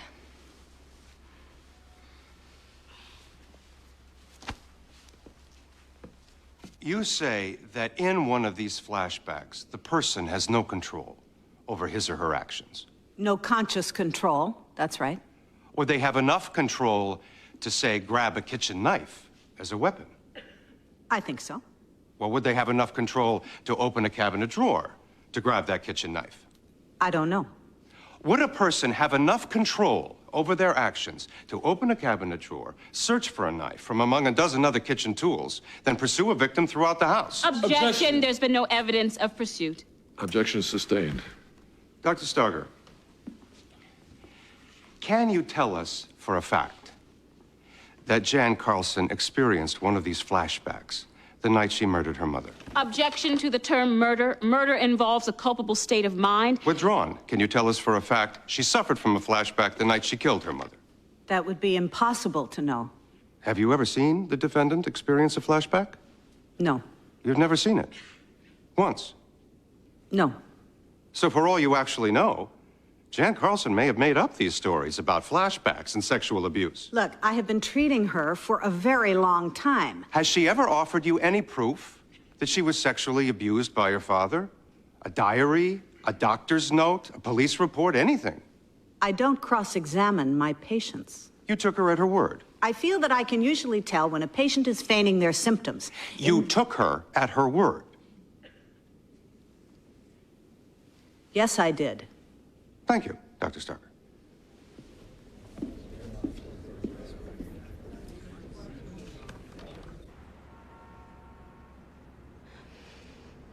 Don't say a word to me. I think you look great. Never mind. You know, Bobby, it's a beautiful, beautiful dress. But, you know, it's really designed to be worn by a shorter person. I mean, plus, I don't know, I mean, the pressure of living up to your mother's memory. She hates the dress. I don't hate it. Why don't you just tell him? It looks like wallpaper. Eleanor! It's more like a doily to me. Jimmy! What? You know those things you put on the arm of the chair? Yeah, I know what a doily is, but it doesn't look like that, Bobby.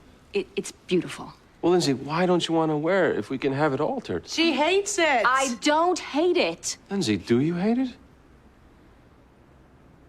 Well, I would just rather wear the other one. No, I want you to wear this one.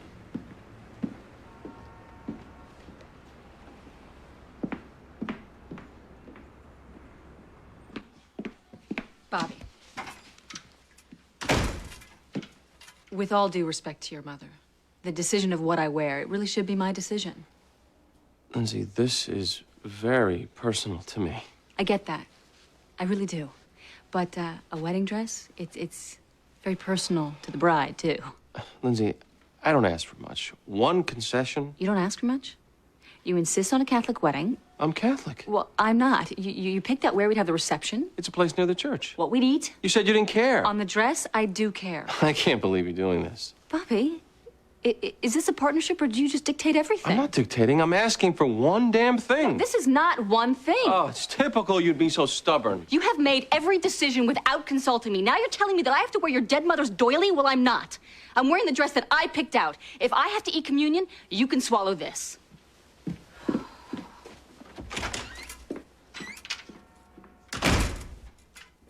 Can you describe these flashbacks for the court? Well, the most common one, I'm in my bed, looking up at the ceiling, at where my mother painted clouds in a blue sky. And then the door opens quietly, and I know it's my father. I keep staring at the clouds, imagining myself high above everything. I don't look down. I never look at him. But I feel him. And then he's inside me, and it burns. I tell myself to think about the clouds, think about heaven, how much better it'd be up there.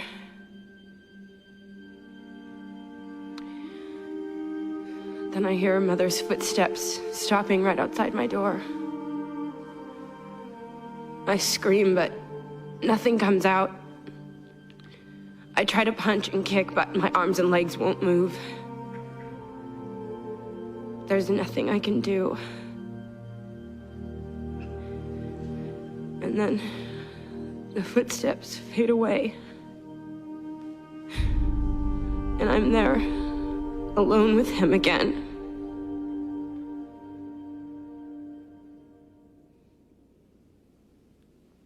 Jan, did you hate your mother? No. I loved her. I wanted her to love me, to save me. And when she didn't? I don't know. I never wanted to kill her. I just wanted her to love me. The night your mother was killed, do you remember anything? I remember her bringing out the cake. There were candles. You don't remember picking up a knife? No. 1 second there's a cake. The next, she's dying. I have no memory of what happened. Was there something about the cake that could have triggered these old memories? I hated my birthdays. He'd always come in on my birthdays. You used to work as a draftsperson for a firm called Madison and Company. Yes. And in 1995, you quit. Could you tell us why? Their office had fluorescent lighting that gave me migraines, which ultimately became incapacitating. You spent the next 3 months working for the architect Dylan Wolfe. Freelance. And according to records there, you left because you feared developing an ulcer. I was working 18 hours a day. It was extremely stressful. I was worried about an ulcer. And 3 months ago, you filed a workman's compensation claim against your employer, Baxter Design Corporation. You couldn't work because you hurt your arm and shoulder. It's called thoracic outlet syndrome. It happens to architects, too. But in fact, Miss Carlson, you were about to be fired by Baxter Design. No. You went to 3 specialists, and none could find a medical reason for your pain. Objection. What's the relevance of this? It goes to pattern. Every time The defendant is held responsible for her behavior. She develops a mysterious medical condition to blame. Objection. Move to strike that. Get fired from the job, blame thoracic outlet syndrome. Murder your mother in cold blood, it's post-traumatic stress disorder. Objection. Sustained. Miss Carlson, your mother left an estate valued at $2.3 million. Are you a beneficiary of that inheritance? I inherit with my sister. Yes.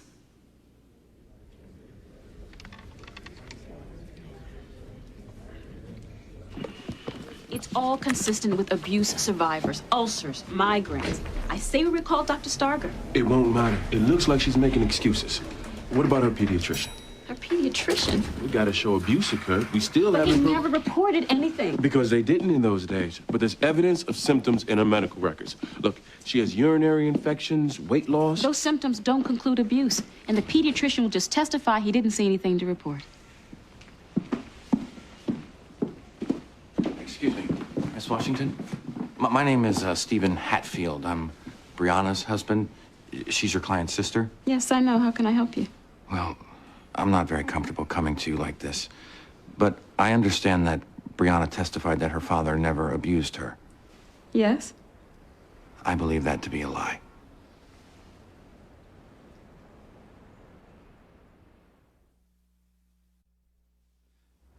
I don't think it's deliberate. I think that she's been lying to herself. About her being abused as a child. Yes. I knew her dad. A nicer guy you couldn't want. And I didn't want to believe Jan's accusations about the guy. But it got me thinking about some of the problems Brianna and I had had. What kind of problems? In the bedroom. Every time I would try to bring the subject up, she'd shut me down. Either that or she would accuse me of being oversexed. It got to a point where she wouldn't even let me touch her. Then about 6 months ago, she filed for divorce. Mr. Hatfield, there could be a lot of reasons why you and your wife had sexual problems. Yes. But she had this reflex to being touched. Sitting in a chair or lying in bed next to me, if she saw that I was about to touch her, she'd be okay. Not relaxed, but okay. But if I ever came up on her from behind or touched her when she didn't see it coming, even a touch on the arm, her whole body would contract. I always thought it was possible she might be the victim of some abuse, and I tried to get her to talk to me about it. But she wouldn't go there.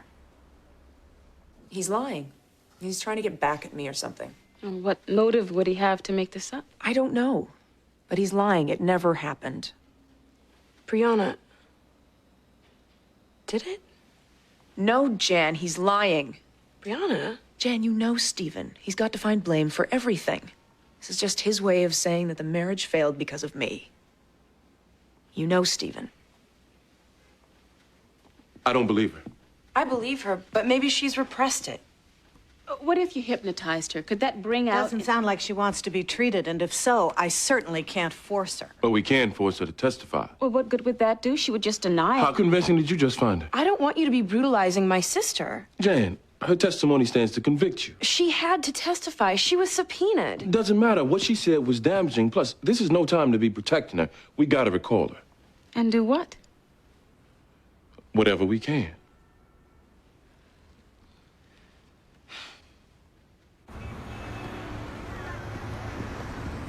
You didn't have to get anti-Catholic. I wasn't anti-Catholic. I was referring to the length of the ceremony, which I wanted to be short. Still, you take shots at his mother and his religion? Don't you have work to do? Why is it no one ever wants my counsel?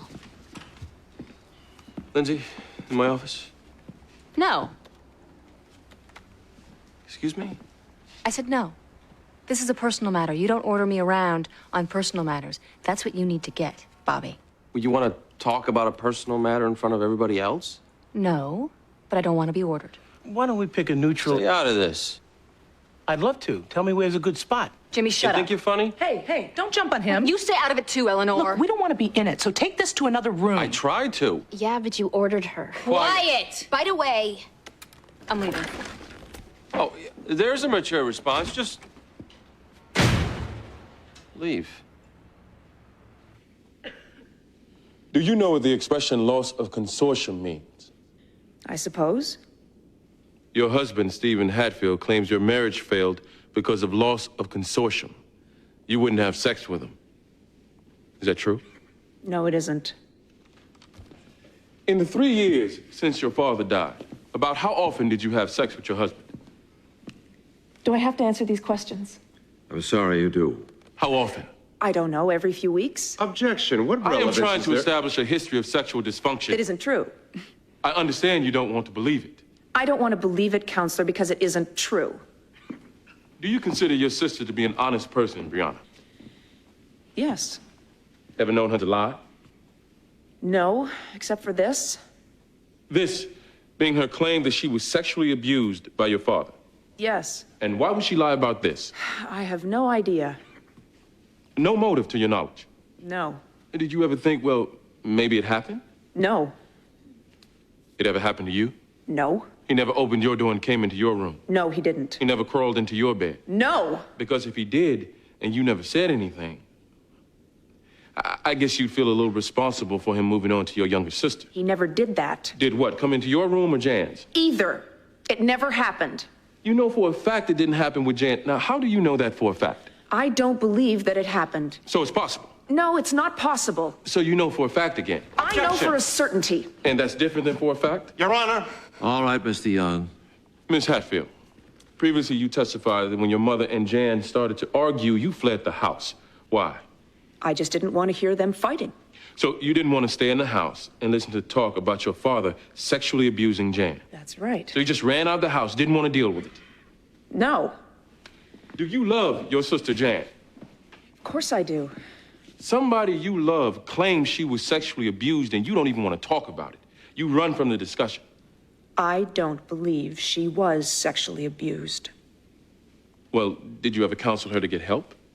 I mean, if she thinks she was sexually abused or lies about it, somebody you love, did you ever try to help her or see that she got help?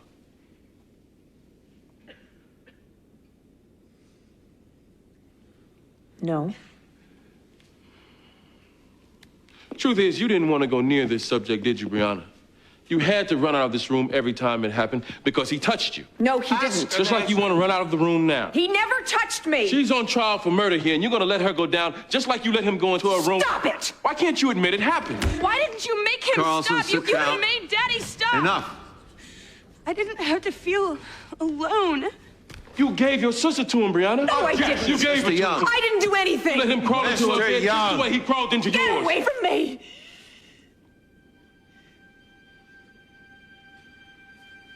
You get away!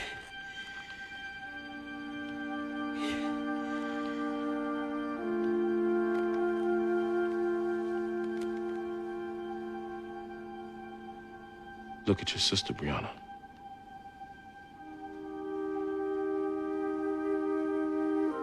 You can't even look at her. She needs you to remember. Please get away from me.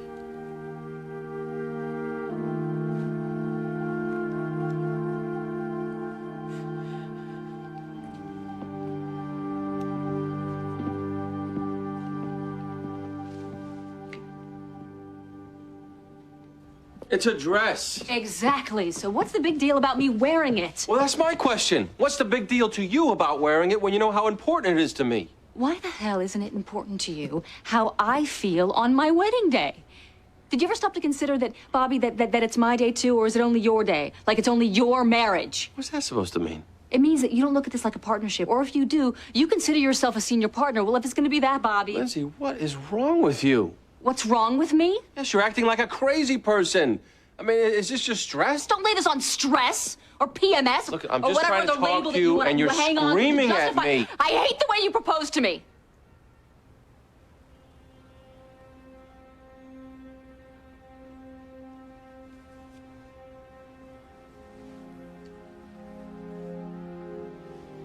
It came out of trauma, and that's. You're so guarded, so. You keep your emotions in a vault. It took some catastrophe to set them loose when I got stabbed, but that was just a fluke. I mean, do I have to get on a deathbed for you to unlock? Lindsay, what is going on?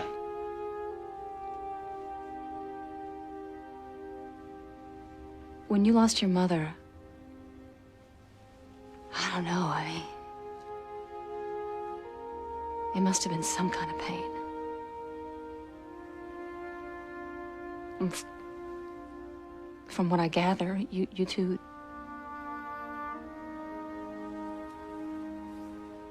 I don't think you'll ever risk getting hurt like that again. I don't think you'll ever let somebody become the center of your life. You'll lose too much control or something. What are you telling me? You don't want a partner. You want an accessory to complement your life, not...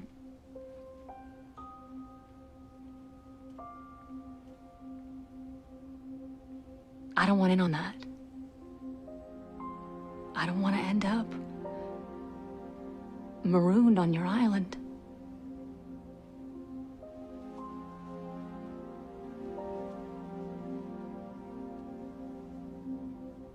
Maybe we should call this off. You don't want to get married? No.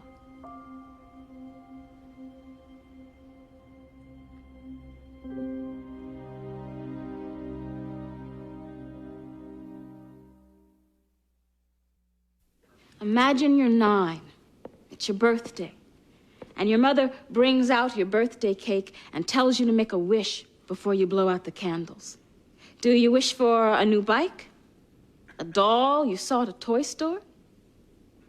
Jan Carlson wished her father would stop forcing her to have sex with him. She prayed for someone to protect her from this nightmare. But not long after she blew out the birthday candles, her father would creep into her bedroom with one last gift to give her. So, she picks up a knife and murders her mother.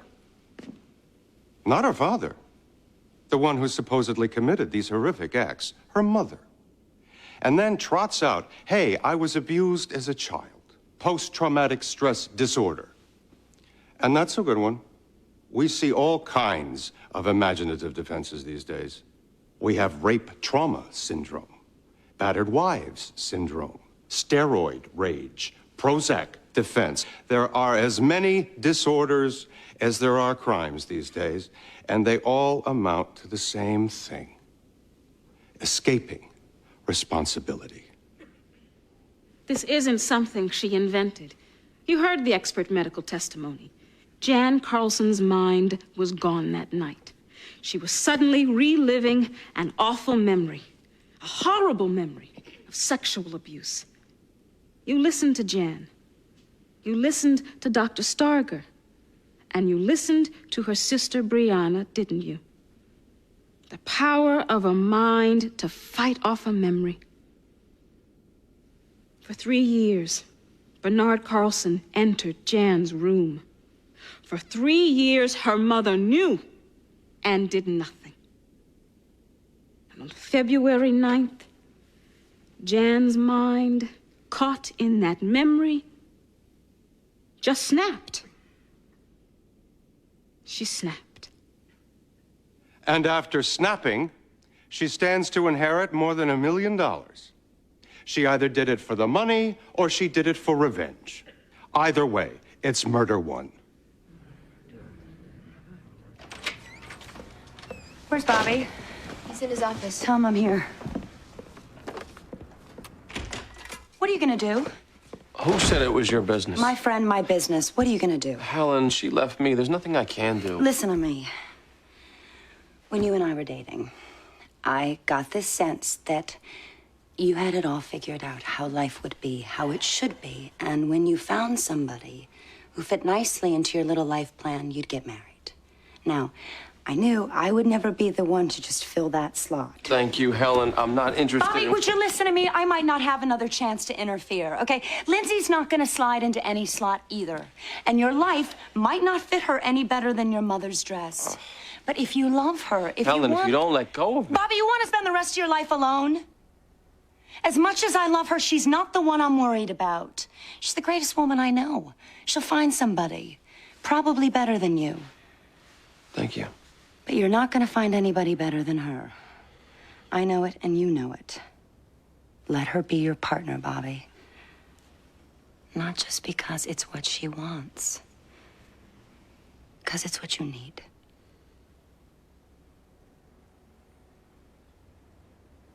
How much longer?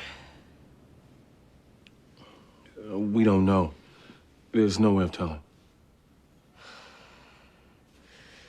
Tell me something good, Rebecca. I need to hear something good.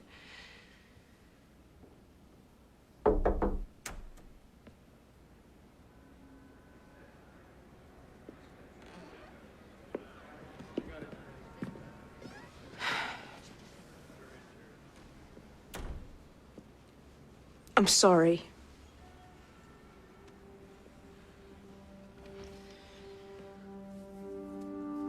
I'm sorry I made you feel so alone.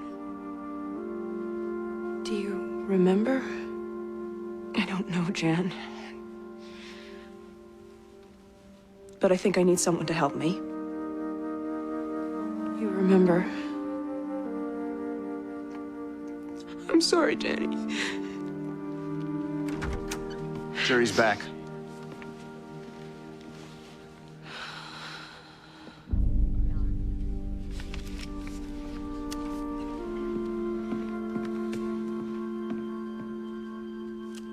Will the defendant please rise?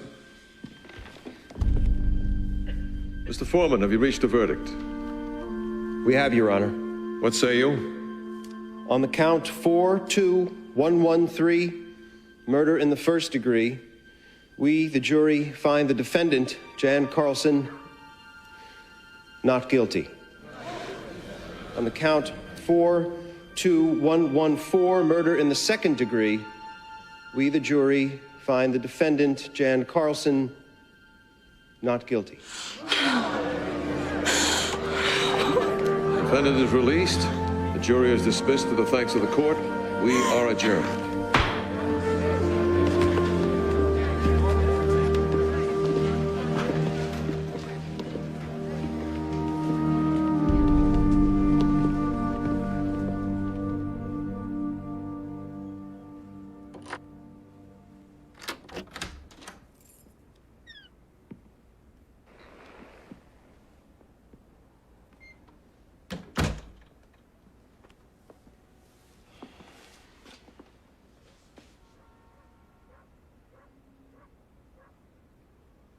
I haven't totally figured out how to let people in my life. Everything you said, the things you fear, probably all true. But this idea that I don't want to share my life, that I don't want a partner, that I reject.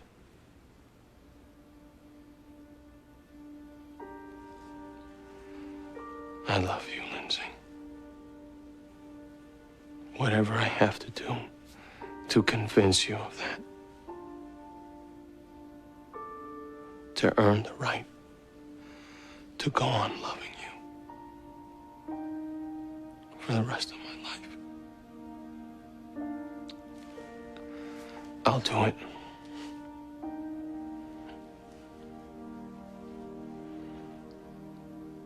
Please. Marry me.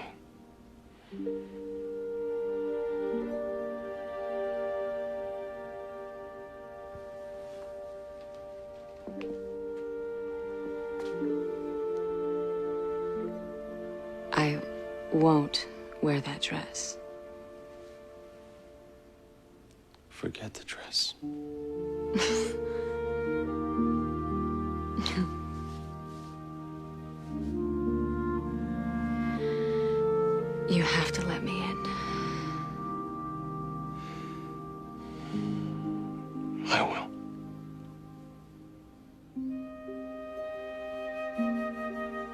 Okay.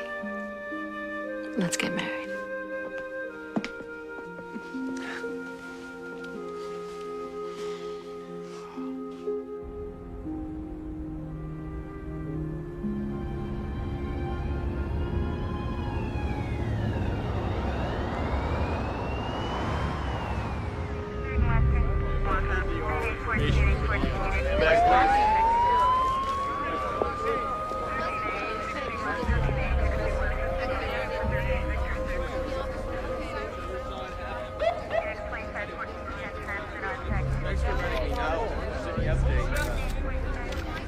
What happened? They picked up some food for dinner. Brianna came out of the restaurant, started walking to the car, and she says she saw her father and just gunned the accelerator. 10 people witnessed it. She ran over Brianna. Congratulations. She really does have a disorder. You got her off. You couldn't have got her some help.